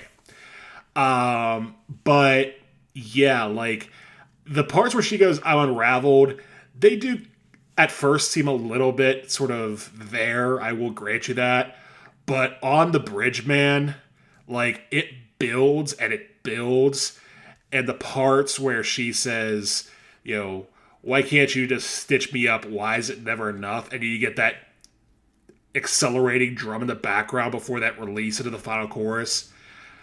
I'm not kidding when I say that is one of the best musical moments of the entire decade. Like, every time I hear it, like, I just feel like my car is about to lift off of the ground like it's the movie Grease. And just, the skies will open up and just take it all in. Like, it is that good. And I do not exaggerate when this feels like the same kind of build that Metalheads got with Stairway to Heaven in 1971. Finally, sad girls have their Stairway to Heaven with The Cure. Like, I'm not even exaggerating. Like, that's how insanely good that moment is. And the whole song just absolutely is the centerpiece of the album for me. And I mean, I guess I'll just say it for the formality of it, but yeah, this is my favorite song off the album by a country mile. It is so good. So good. Oh man, I think you just blew my mind with the different comparisons that you use to like exemplify your enjoyment of it. I think I'm gonna lift for future reference the Grease reference that you used to describe your enjoyment of it. Like, that was a very, very, very elegant way of putting it. And like, I get what you're talking about. It's not for me. And like, it's not for me that I'm not a sad girl. Like, because like, me, I can get down with some sad girl stuff. Like, any of our Boy Genius stuff, like, Julian Baker, Phoebe Bridgers, and like, some Lucy Dacus in there, Boy Genius as a whole. Like, that's my go-to sad girl stuff. And like, even outside of like that realm, like Japanese Breakfast, that's some good sad girl stuff. But you know what? I'm glad that we're not fighting though, because that it's never a good time with the fight. But if we do fight, it's fine. We are respectful, my dude. So we absolutely are. But yeah, we're definitely on different levels with The Cure, that's for sure. But I will go ahead and push forward with the next track, which is Begged. And funny enough, talking about Boy Genius, this song very much reminds me of them.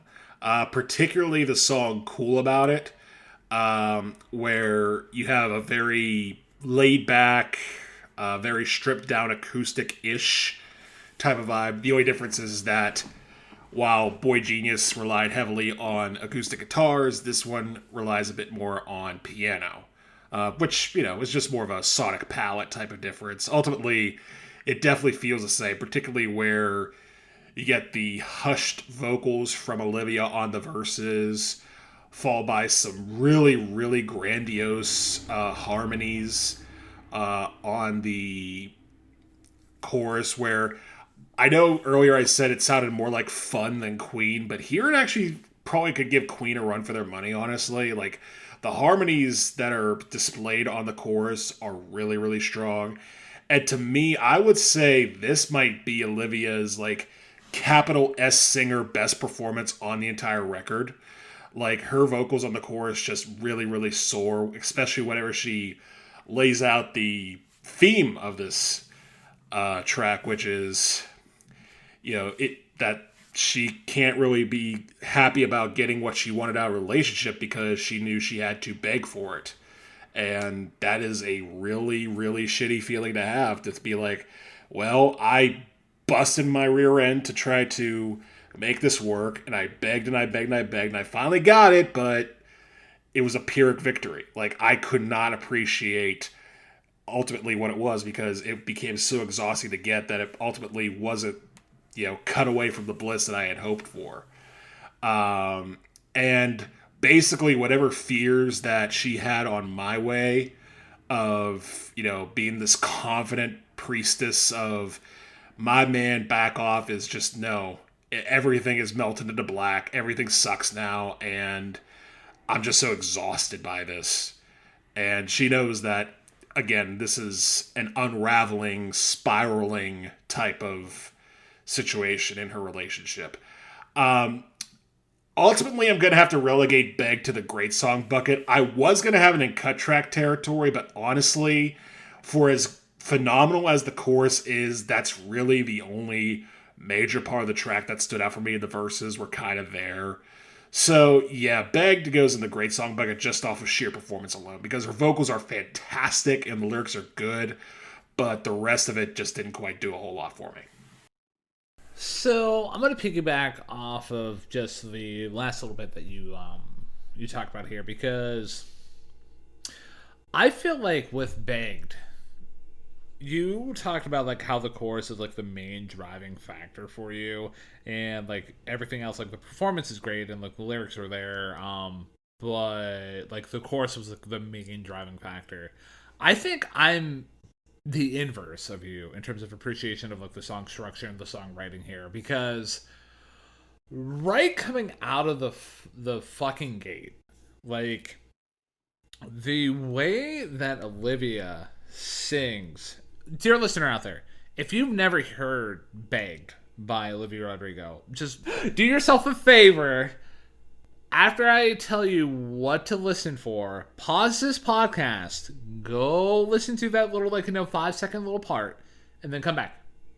Okay? So the little area that I want you to listen to is within the first verse, the opening bars. All that I want is to know undoubtedly that you just have eyes for me. Could you make it clear?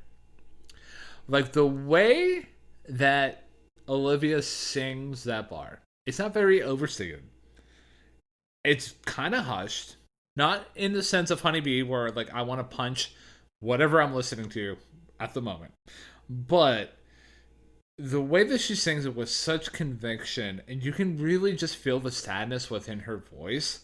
Dude, that is just stellar songwriting, stellar performances, and it's just you have my attention right away, Miss Olivia Rodrigo, with that kind of performance. And just to go on a little further, my lyrical highlight within this song here is just the rest of that verse where you get the lyrics, all that I want is to sit here silently and watch movies on TV. And just think about that action alone. It's very the bare minimum of being in a relationship. Just sitting silently with your partner and watching movies on TV. Like, you don't even have to make commentary, just be there.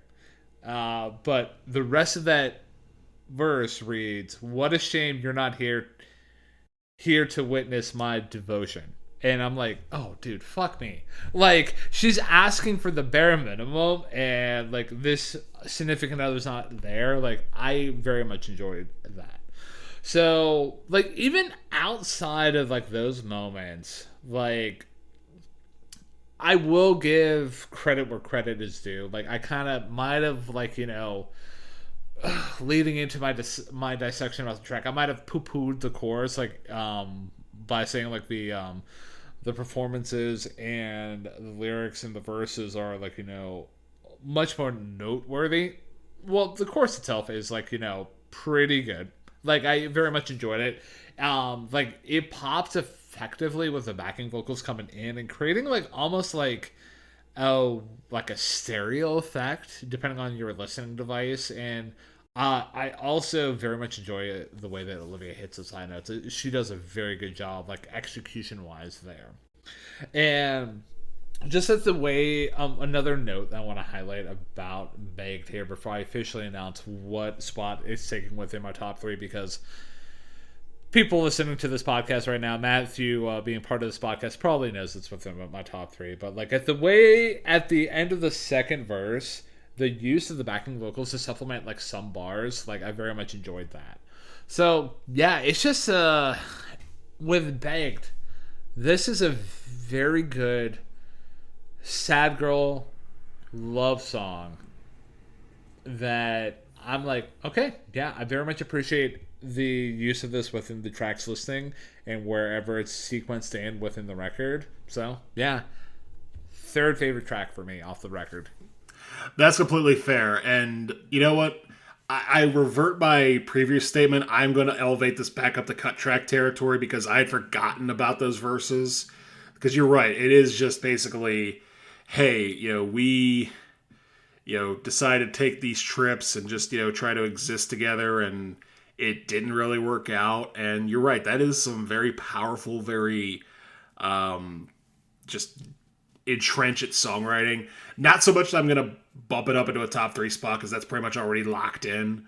But yeah, you make a very good point. Like, the way that the emotion is coming out now that, optimism has very much turned into a feat is just really, really good.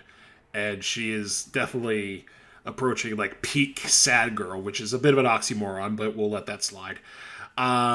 So that being said, Ryan, I am ready, if you are, to pivot on to What's Wrong With Me, featuring the one and only Robert Smith.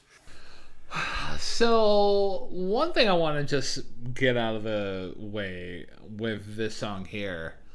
Dude, Olivia's probably living her best life right now. Like, she's, like, doing performances with David Byrne. She's bringing the Breeders on tour to open up for her. And, like, also, she's reaching out to Robert Smith, like, who she's a huge fan of, and she's writing songs with. And she's just, just making this song. So, like, I just, Olivia, get down with your bad self. You're living life on your own terms, and I very much appreciate that. So, getting into the nuts and bolts about what's wrong with me, though. The one thing I want to draw to everyone's attention is the use of melody in the verses versus the chorus was pretty noteworthy. Like even taking a look at how the verses are structured, like Olivia's verse, for example. It reads, "I'm just staring at the sea." Like, it's very matter-of-fact kind of delivery. It's just very, like, hey, like, yeah, this is very much, like, within the plan. This is very much structured. And this is very much, like, day-to-day operations. And then within the chorus, you get more of a syrupy kind of delivery. And, like, she and, Robert are also just trying to figure out what's wrong with them. And there's much more emotion involved with that. So, like, I just noted that. And I'm like, that's a very interesting aspect within the two song parts there. And the Cure influence is back here again for obvious reasons. Yeah. Like, her and Robert Smith wrote this song together, so yeah, like, and also speak about Robert Smith and how, like, their songwriting elements work together. Their vocals during that chorus, they kind of work. Like, at first blush, I would have thought, yeah, I don't think Robert Smith and Olivia's vocals would work very well together, but no, they work. Like, they don't meld together where they just become one voice, but they complement each other very well. So, and also the instrumental interlude right after the first chorus kind of drops for me, like, this is the one nitpick I have about the song. That instrumental interlude that I was just talking about, it kind of deflates the momentum of the song. It just kind of drops everything down when it didn't really need to. And, like, you could have just had more of, like, a vibey kind of like, hey, we have this excellent vibe, let's kind of just bring it down here for a second and then let Robert Smith do his thing. But this might be more of a production thing as compared to, like, a songwriting thing, but just a thing that I felt like kind of deflated the song's momentum. Speak about Robert Smith. Hello, Robert Smith, once again. Like, dude, like, his vocals are just so fucking good. Like, I just love his vocals. Like, he's, like, I know people credit, like, Freddie Mercury with being, like, one of the best vocalists of all time, but there's just something about the way that Robert Smith sings that just is always candy to my ears, man. And another critique I had about this song is at the end. The ending of the song was a bit of a misfire with, like, you get random, like things with the instrumentation cutting off that creates for, like, a little bit of a poor landing experience for me with what could have been, like, an easy, like, upper deck home run for me in terms of, like, of appreciation within this album. Lyrics overall are pretty good. Verse 2 is where my lyrical highlight is, and that reads, head just keeps on pounding with the simple thought, what if this isn't what I want? And, like, yeah, like, if you're going through day-to-day life and you're thinking, like, oh, hey, I don't know if I want this, I'm like, that's just classic anxiety to a T. So, yeah, with What's Wrong With Me featuring Robert Smith, it's going into the overcrowded good song bucket, dude. That's fair. I'll start with Robert Smith on this track. First of all, I will admit that his voice does sound very good, and he's a very good singer. And what's amazing is that we are probably, I think, 3 years away from the 40th anniversary of Disintegration, which we've talked about on this podcast. And what's crazy is that his voice doesn't sound much worse for the wear. Like, he still sounds velvety smooth on vocals, which is just amazing to think that, 37 years later, he still pretty much sounds like he did back in 1989. He probably sounds like he did back in 1986, if we're being completely honest. But on the other hand, I would say that this isn't so much a collaboration. I mean, I know he did co-write this. Ultimately, this feels more like a Olivia Rodrigo song with Robert Smith than a Olivia Rodrigo and Robert Smith song, if that makes any sense. Because it still has that pop sheen, that pop elementation that is present throughout the entirety of this album. But you're right about the Cure vibes being there. Like, this is probably the most 80s track on the entire album. Not by a lot, but by enough, where you just have the incredibly strong synth vibes from the keyboard that are powering throughout this entire track. The voices mesh very well on the chorus, which I thought was the strongest part of this song. And I did appreciate you mentioning how the way that the verses and the chorus are fleshed out are so different. And lyrically, I would say it's a small step back from what we've been hearing in the likes of Begged or The Cure or even Purple. Like, it's not bad lyrics by any means, but they're definitely, again, more sheen towards pop and, something clever like, I think you're what's wrong with me. Like, that's a nice little clever line. And, saying that you went to the doctor said you were fine, but you realize that deep down you're not. Like, it's pretty standard and pretty basic. But I just kind of like this track based off the fact that it almost feels like Olivia's duetting with her guardian angel in Robert Smith, because that kind of is what this track feels like. And turns out that the guardian angel is also not having a great time. So it's more of a mutual assured connection. So I'm right there with you with What's Wrong With Me. Good song, Bucket. Like, it's a fine song. It's definitely nice to hear, and I don't think I would ever skip it if I was listening to the album front to back. But ultimately, it's not a super standout track either. I think the most stand-outy thing about the track as a whole is, like, there's another vocalist within the song as a whole. Like, it's not a bad track, but yeah. But man, it's just again, Olivia's living her best life. Very much appreciate that she was able to do this song, and she probably very much appreciates that as well. But I digress. Matthew, the next track is called Less. It is your turn, man. The floor is yours. Thank you, good sir. Less is taking things back to ballad territory, and I will say, man, like, for as much as Beg gets into the consideration of defeat, the ultimate exhaustion of one last gasp in a relationship, Less is pure defeat, and it sounds like it. And in the first verse, you get just such a devastating line with, maybe it'll fix itself tomorrow, but I've been saying that like every night. Like, dude, like, that is just an absolute shotgun shell evacuation of a line right there, where it's just like, nope, I'm tired of seeing through the slits and trying to make this work. I'm tired. I'm done. This is over with. And clearly throughout the entire song, she is expressing her regret, like how saying, like, you know, is this all it comes to? Just, you know, saying I wish you the very best, and, you know, being left on the tarmac at LAX. Well, if that's the case, then I guess I wish you would have loved me less. Like, that, it is such a brutal song. It's a very cut and dry song. And what I like that adds to it is the fact that her vocal performance, once again, is fantastic. Even when it gets really quiet and almost wispy at the end, like, it matches the exhaustion she feels in her soul about this going wrong. And it's so intimate that I think it's after the first chorus, you can actually hear, like, the creaking of the piano as it's going along. And that, to me, says, okay, they were going for a very raw sound, for a very raw track, and they absolutely nailed it.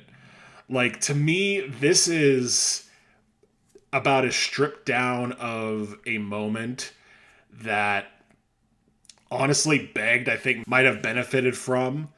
But on repeated listens, I gotta be honest with myself, this is my second favorite track on the album. Like, it's just a dagger of a ballad, and definitely, like, the saddest of the sad girl pop songs on this album. Like, it's wonderful, man. I can appreciate that. And for me, with Less here, it kind of just, it does seem like a sister song to Begged. But it doesn't, I don't want to take anything away from Less as a song as compared to, like, whenever I was kind of, like, you know, doing a little poo-poo with Maggot for Brains and You plus Me equals Heart. This song is so good. Like, I very much enjoy it. It's a very nice song. I very much enjoyed the intimate atmosphere of it, because you already illustrated the creaking of the piano. This whole song kind of reminds me of, like, a old-timey piano ballad that someone would play late at night in a club, where you get, like, a smoky kind of haze to it, and, like, it just seems like that kind of, like, a standard of a song. But going into more of the nuts and bolts about this track here as a whole, the little moments where Olivia is matching the piano parts during the verses are a treat for me. And there are moments where they're not as plain as day as like what I've illustrated in the past within like this show's history, where I'm like, oh no, like you can clearly hear it. You gotta listen in very carefully to hear like the little moments where the piano picks up and her vocals pick up. But when you do, it's a good treat for you.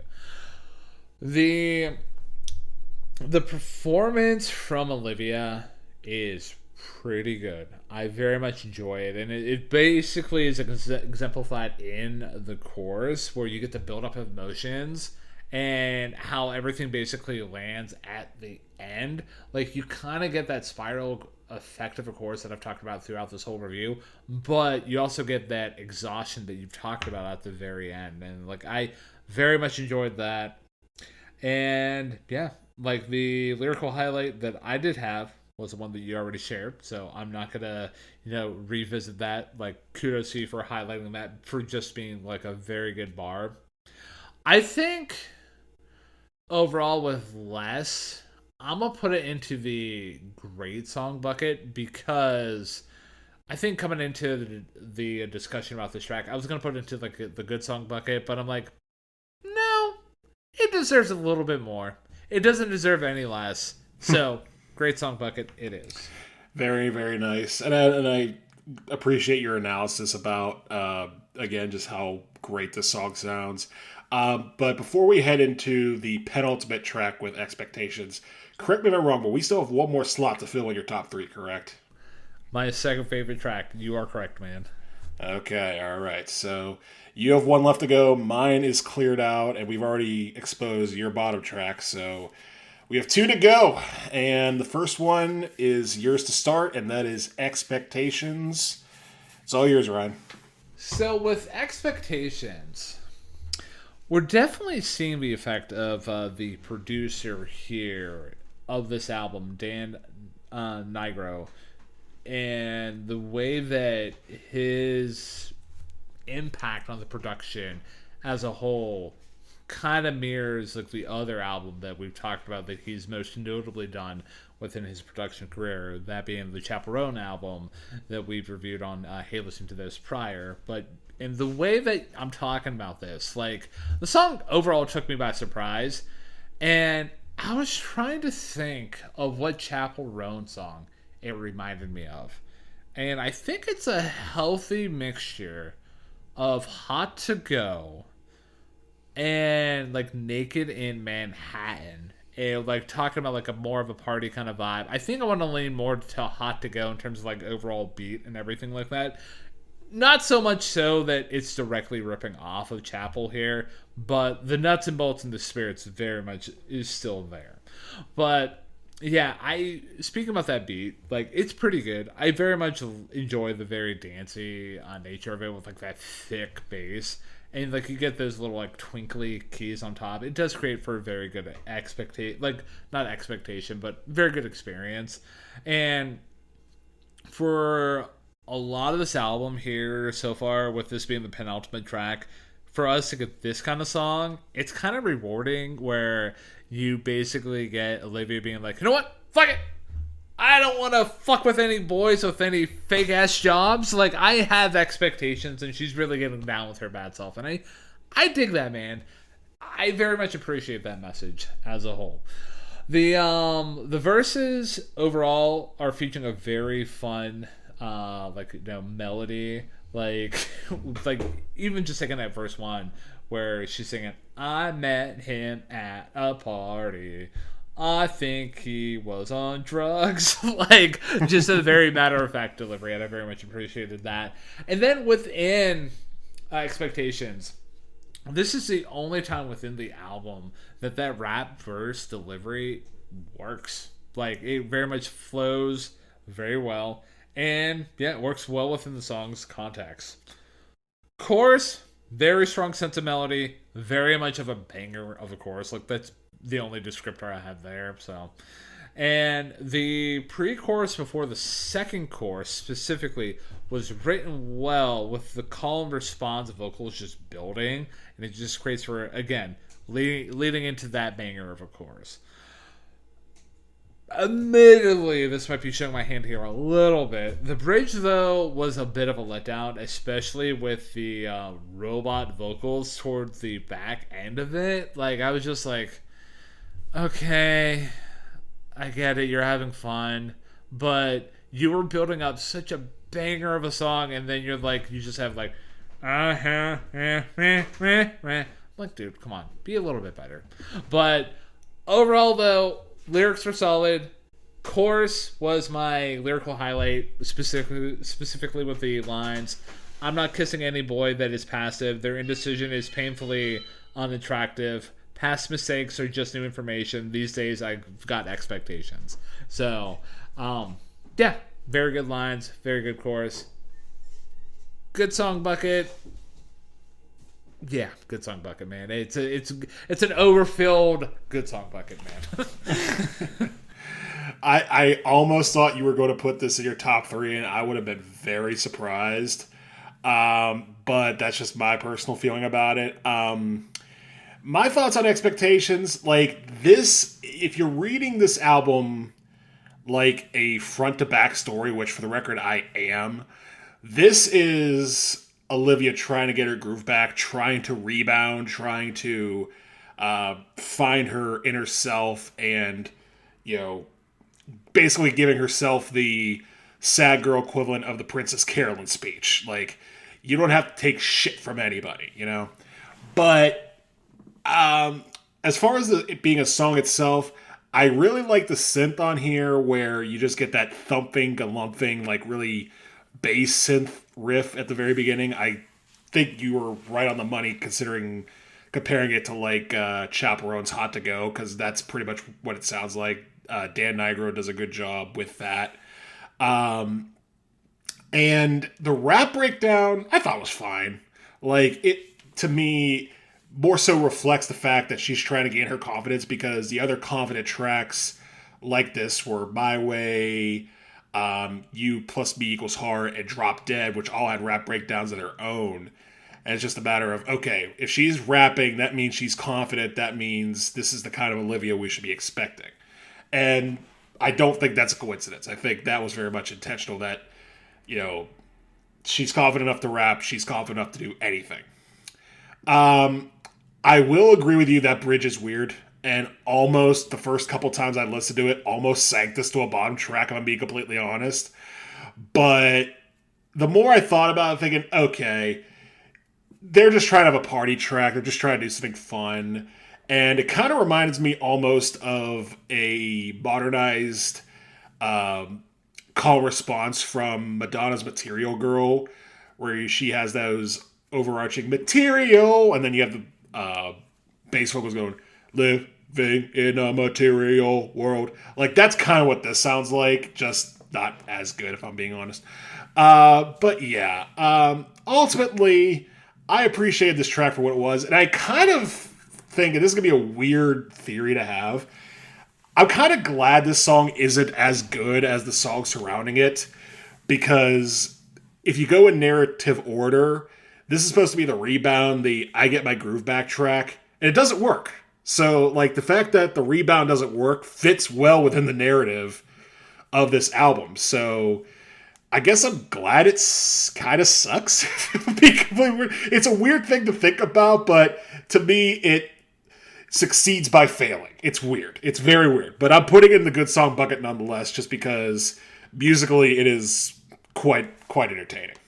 That was a quite entertaining dissection about the track, man. But the other thing that I kind of took away from it was your Material Girl by Madonna reference there. And, like, yeah, that's probably directly lifted from Madonna as, like, an influence. And, like, again, Olivia's wearing her influences on her sleeve, almost to a point where, like, you can clearly, point it out. And that's not necessarily a bad thing, because if you really enjoy music and you want to create music as a result, have fun with it, because, like, you will get, like, other people diving into, like, older music as a result. And, if you're going to educate the world on, like, proper good music through your own music that is, like, good, that's a good way to live life. But Matthew, That being said, we have one more track in this album that we must cover before we can officially say that we've covered this whole album. And the way that we do that is we talk about the closing track, which is Cigarette Smoke. Matthew, the floor is yours. Thank you, good sir. And I won't try to take up too much time because I know you probably have a lot of good things to say about this because, spoiler alert, this is Ryan's second favorite song on the album. All jokes aside, I'll just come out and say it too, since we have scorecards filled out. This is the track that was dogfighting until the very end with My Way, and up until today would have easily been in my top 3. Because this track, man, it's just a wonderful closer. Because again, like I said with Expectations, Olivia's rebound clearly did not work, and this song proves it. Because that opening line of, the first verse, or the opening lines of the song in the first verse, where she accepts the fact that the past is not erased. When you get lines like 5 beers in the fridge and the second car is gone. Like, that is a rather harrowing portrait of moving on, but you're not moving on, where their stuff's still there, but they're not. It's just like, ugh, that tugs at the heartstrings. And she admits on this track that she's not over the breakup. She's not over the fact that he changed his mind and decided to want to go a different way. She wishes that he were brave. And the second verse is devastating, particularly the line, but it's better than begging for you to stand up for me, honeybee. Like, if there was any reason for Honeybee to exist as a song, it's to bring it all full circle on that song right there. Like, that line is just a big hit. And to me, for as good as those lines are, the lyrical highlight for me comes in the chorus, right at the very end, where she says, "I thought that we played the perfect couple till you didn't want the part." Dude. Like, again, for as much as we talk about sad girl stuff from, like, Boy Genius and all that, like, this is right up there with it, man. Like, this is just an absolute wonderful piece of songwriting from Olivia. And musically, it sounds very good, too. It sort of has a build similar to The Cure, but a lot slower and a lot more relaxed. In fact, the song I kind of compare it to, talk about The Cure, is The Cure and their closing track from Disintegration called Untitled, where this is much the, well, I guess that's it track. And this is how it feels. Although sonically, it sounds more like Oasis than The Cure, because it has a very lush orchestration, particularly on the final section of the song before the final section of the album, which is the final part of the song, where you just get the strings building and building and building, and the voice is building and building and building, and where it's just, everything is just like that final roar of angst before closing the chapter on this. And the outro with just the guitar and her repeating the line, "Let the memories go dark, let the memories go dark." Just, love that. So yeah, cut track territory for me all the way, man. Like, again, Catch Me on a Different Day, this is easily in my top 3. My Way just got the best of it this time, but it was razor close, man. So I throw it over to you. Why is this your second favorite song on the album? Well, for a lot of things that you already talked about, dude, and I'm not going to step on a lot of your toes because you did a very good job setting the scene here, but for this being the closing track off the album, you did an elegant comparison to, like, The Cure's Disintegration, and like how the ending track off of that album basically kind of wraps up the themes, and like it's a credits roll kind of theme. Here, like, we've traveled through like the highs and lows of a relationship, and this is basically dealing with the ramifications of just like, that cigarette smoke that's just clinging to your clothes and seeping into the bones, like, and like also that right there is my lyrical highlight within the song, because just the use of cigarette smoke clinging to your clothes and like it just sinking into who you are as a person, Like, that's a beautiful, like, imagery right there. So hats off to Olivia for that.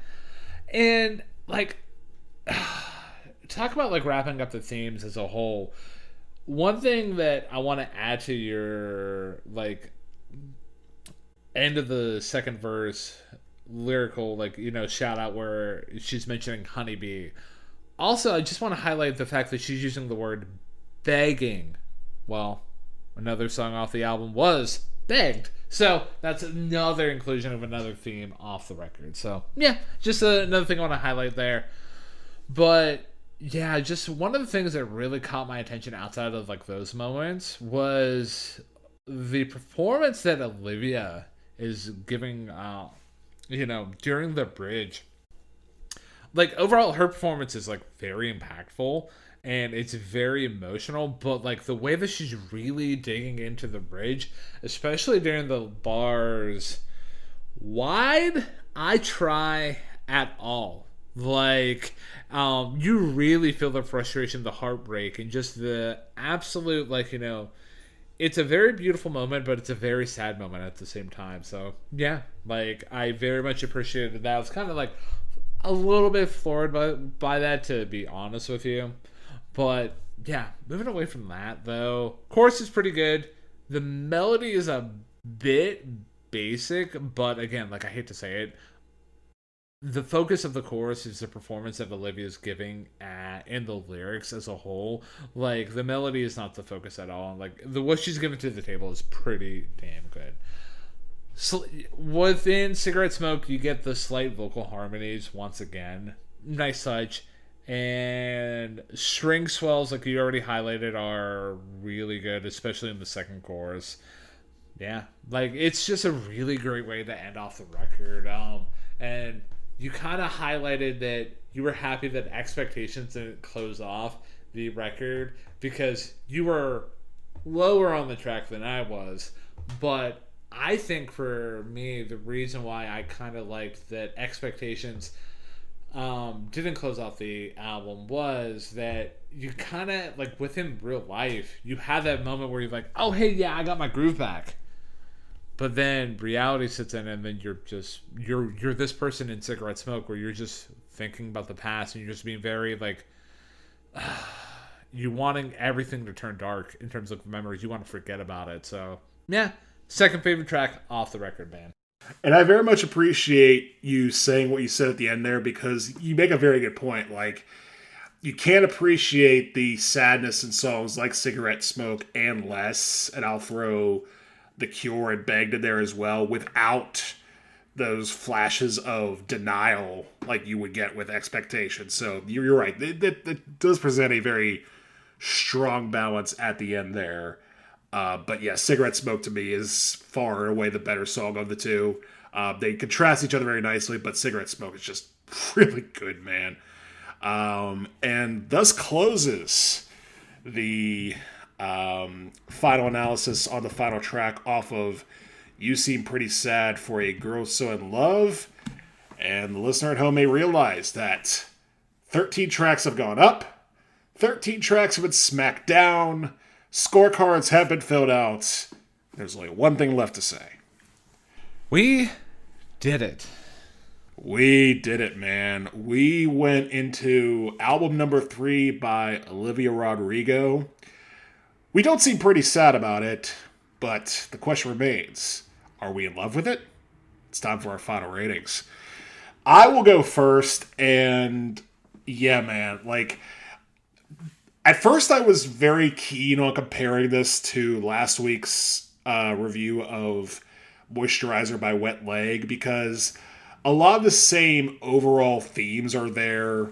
Love, heartbreak, snarkiness, and sonically they're the same as well, although I would say Wet Leg pushed a little further towards straight rock than Olivia did. Like, Olivia tried to balance between rock and pop and a little bit of new wave.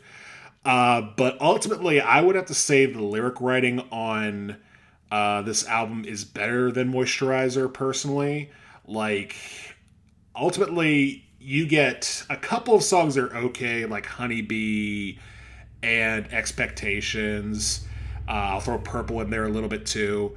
But everything else, man, ranges from pretty good to really good to just outright fantastic.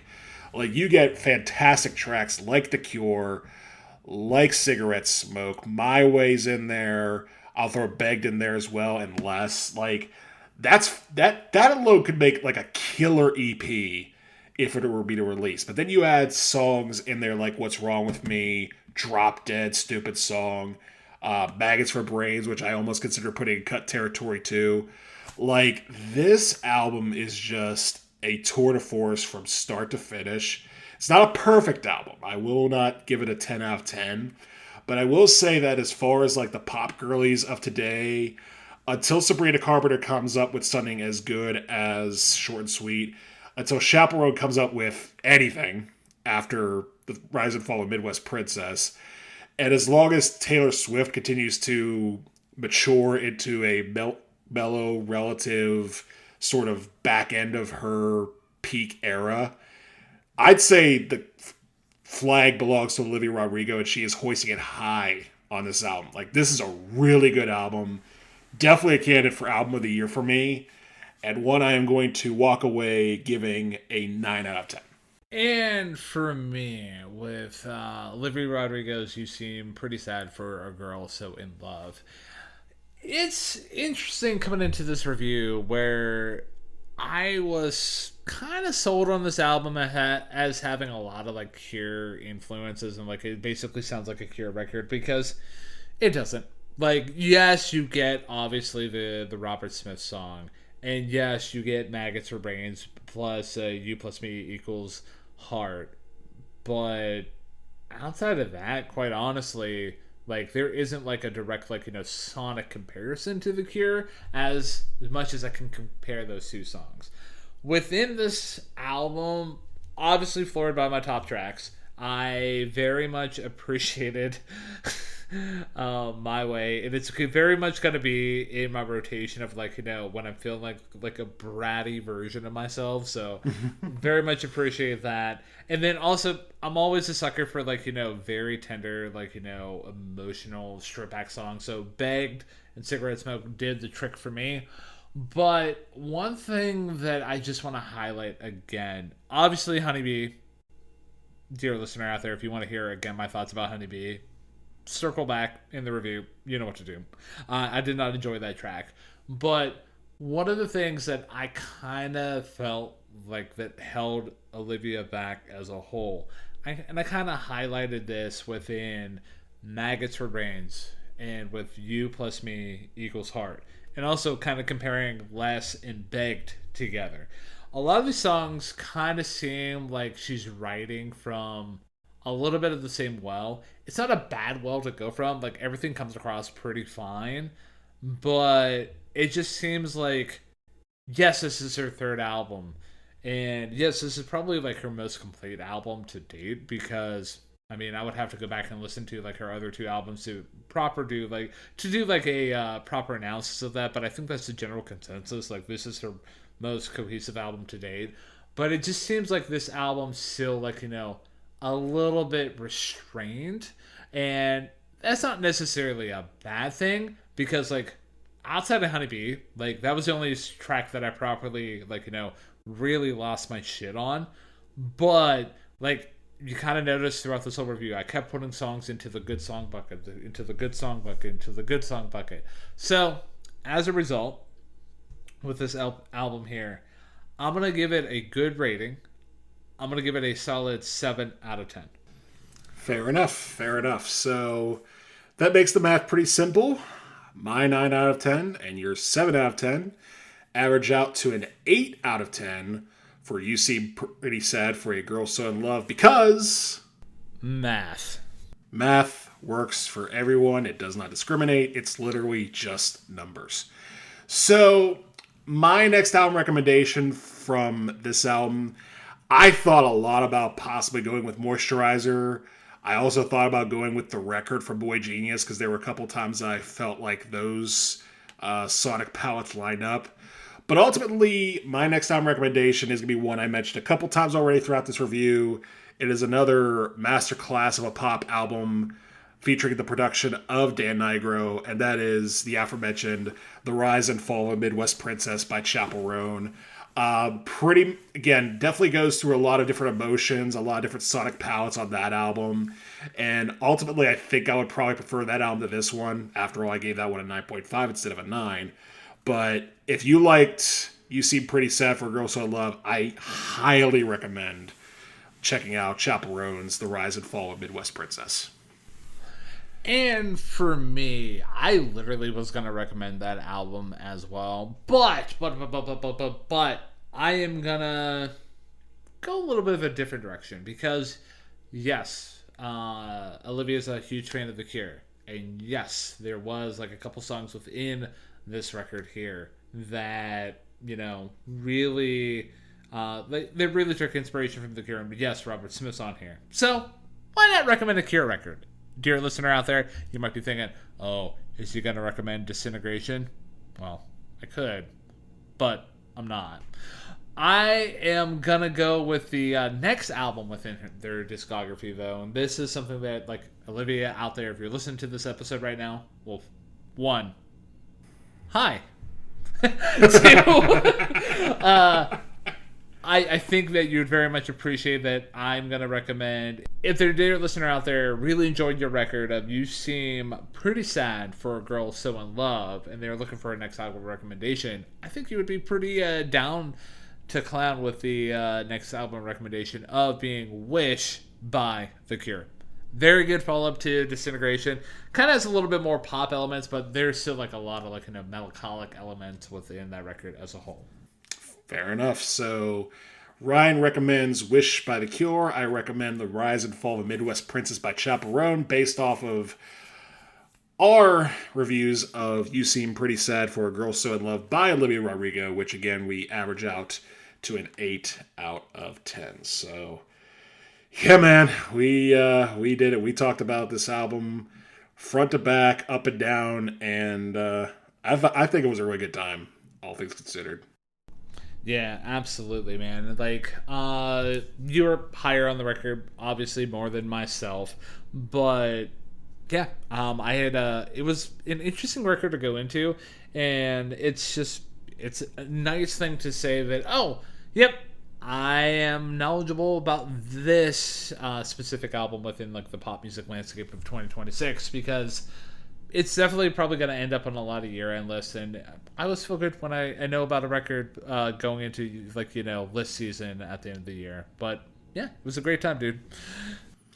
It very much was. So, one last thing we have to do before we kick this review into the cigarette smoke-laden bed. Ryan, it is your turn to pick, and what do you got cooked up for us? So, yeah, with... next week's review of Hey, Listen to This. I've been reading a book called Sell Out, and it talks about like different punk rock bands that were accused of selling out, like like within like the early 90s up until like the late 2000s, and talks about the different ramifications of like their process of like selling out, and was it a good thing or a bad thing, and like what was their mindset with doing such things. And within that book, there were two notable bands that kind of caught my attention, and like, they're pretty popular bands within the punk rock scheme as a whole. And while we're not going to talk about specifically the albums, well, I'm not putting up specifically one for one the albums that they were accused of selling out on, I think it was about time we talked about one of these two bands as a whole. So, and within these two bands and two albums, we have the potential for inducting another album into the Hey, Listen to This Hall of Fame. Ooh. So, the way that I'm going to have you pick between these two records is I'm going to have you pick a notable event that happened in the year that these records were released. Are you ready? I am ready. All right, so the first notable event was when O.J. Simpson decided to get into his white Bronco and he got into a police chase. And then the other notable event was when the Disney Channel premiered High School Musical.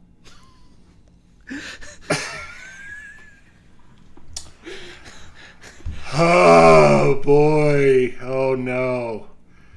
Ah, boy. Here's the thing. I know what the one is. I'm almost positive I know what the OJ one is. You know what? Screw it. Let's go with OJ. All right. So, Matthew, I have a question for you. And what is that question, good sir? Do you have the time to listen to me whine? Oh yeah, I have the time. I know that's where we're going. Let's do this. So, dear listener out there, if you did not pick up what we were putting down on this episode of Hey Listen to This, in next week's episode, we are going to be covering the Dookie by Green Day. I'm so excited, dude. I am too, and I'm kind of glad that ended up happening because that kind of brings the entire episode full circle because you mentioned that at the beginning, and alas, we have reached it to the end. So very clever on your part, but yeah, it's going to be Dookie next week. So if, dear listener, you have not listened to Dookie, the album, I highly recommend you give that a listen so that you can have opinions, and then have opinions about the opinions we are going to have on next week's episode. But Ryan, do you have any final thoughts on Olivia Rodrigo before we roll out? Yeah. Well, I did enjoy the album as a whole, and she took a lot of inspiration from The Cure for a couple of different elements, for better for worse. She'll never be The Cure.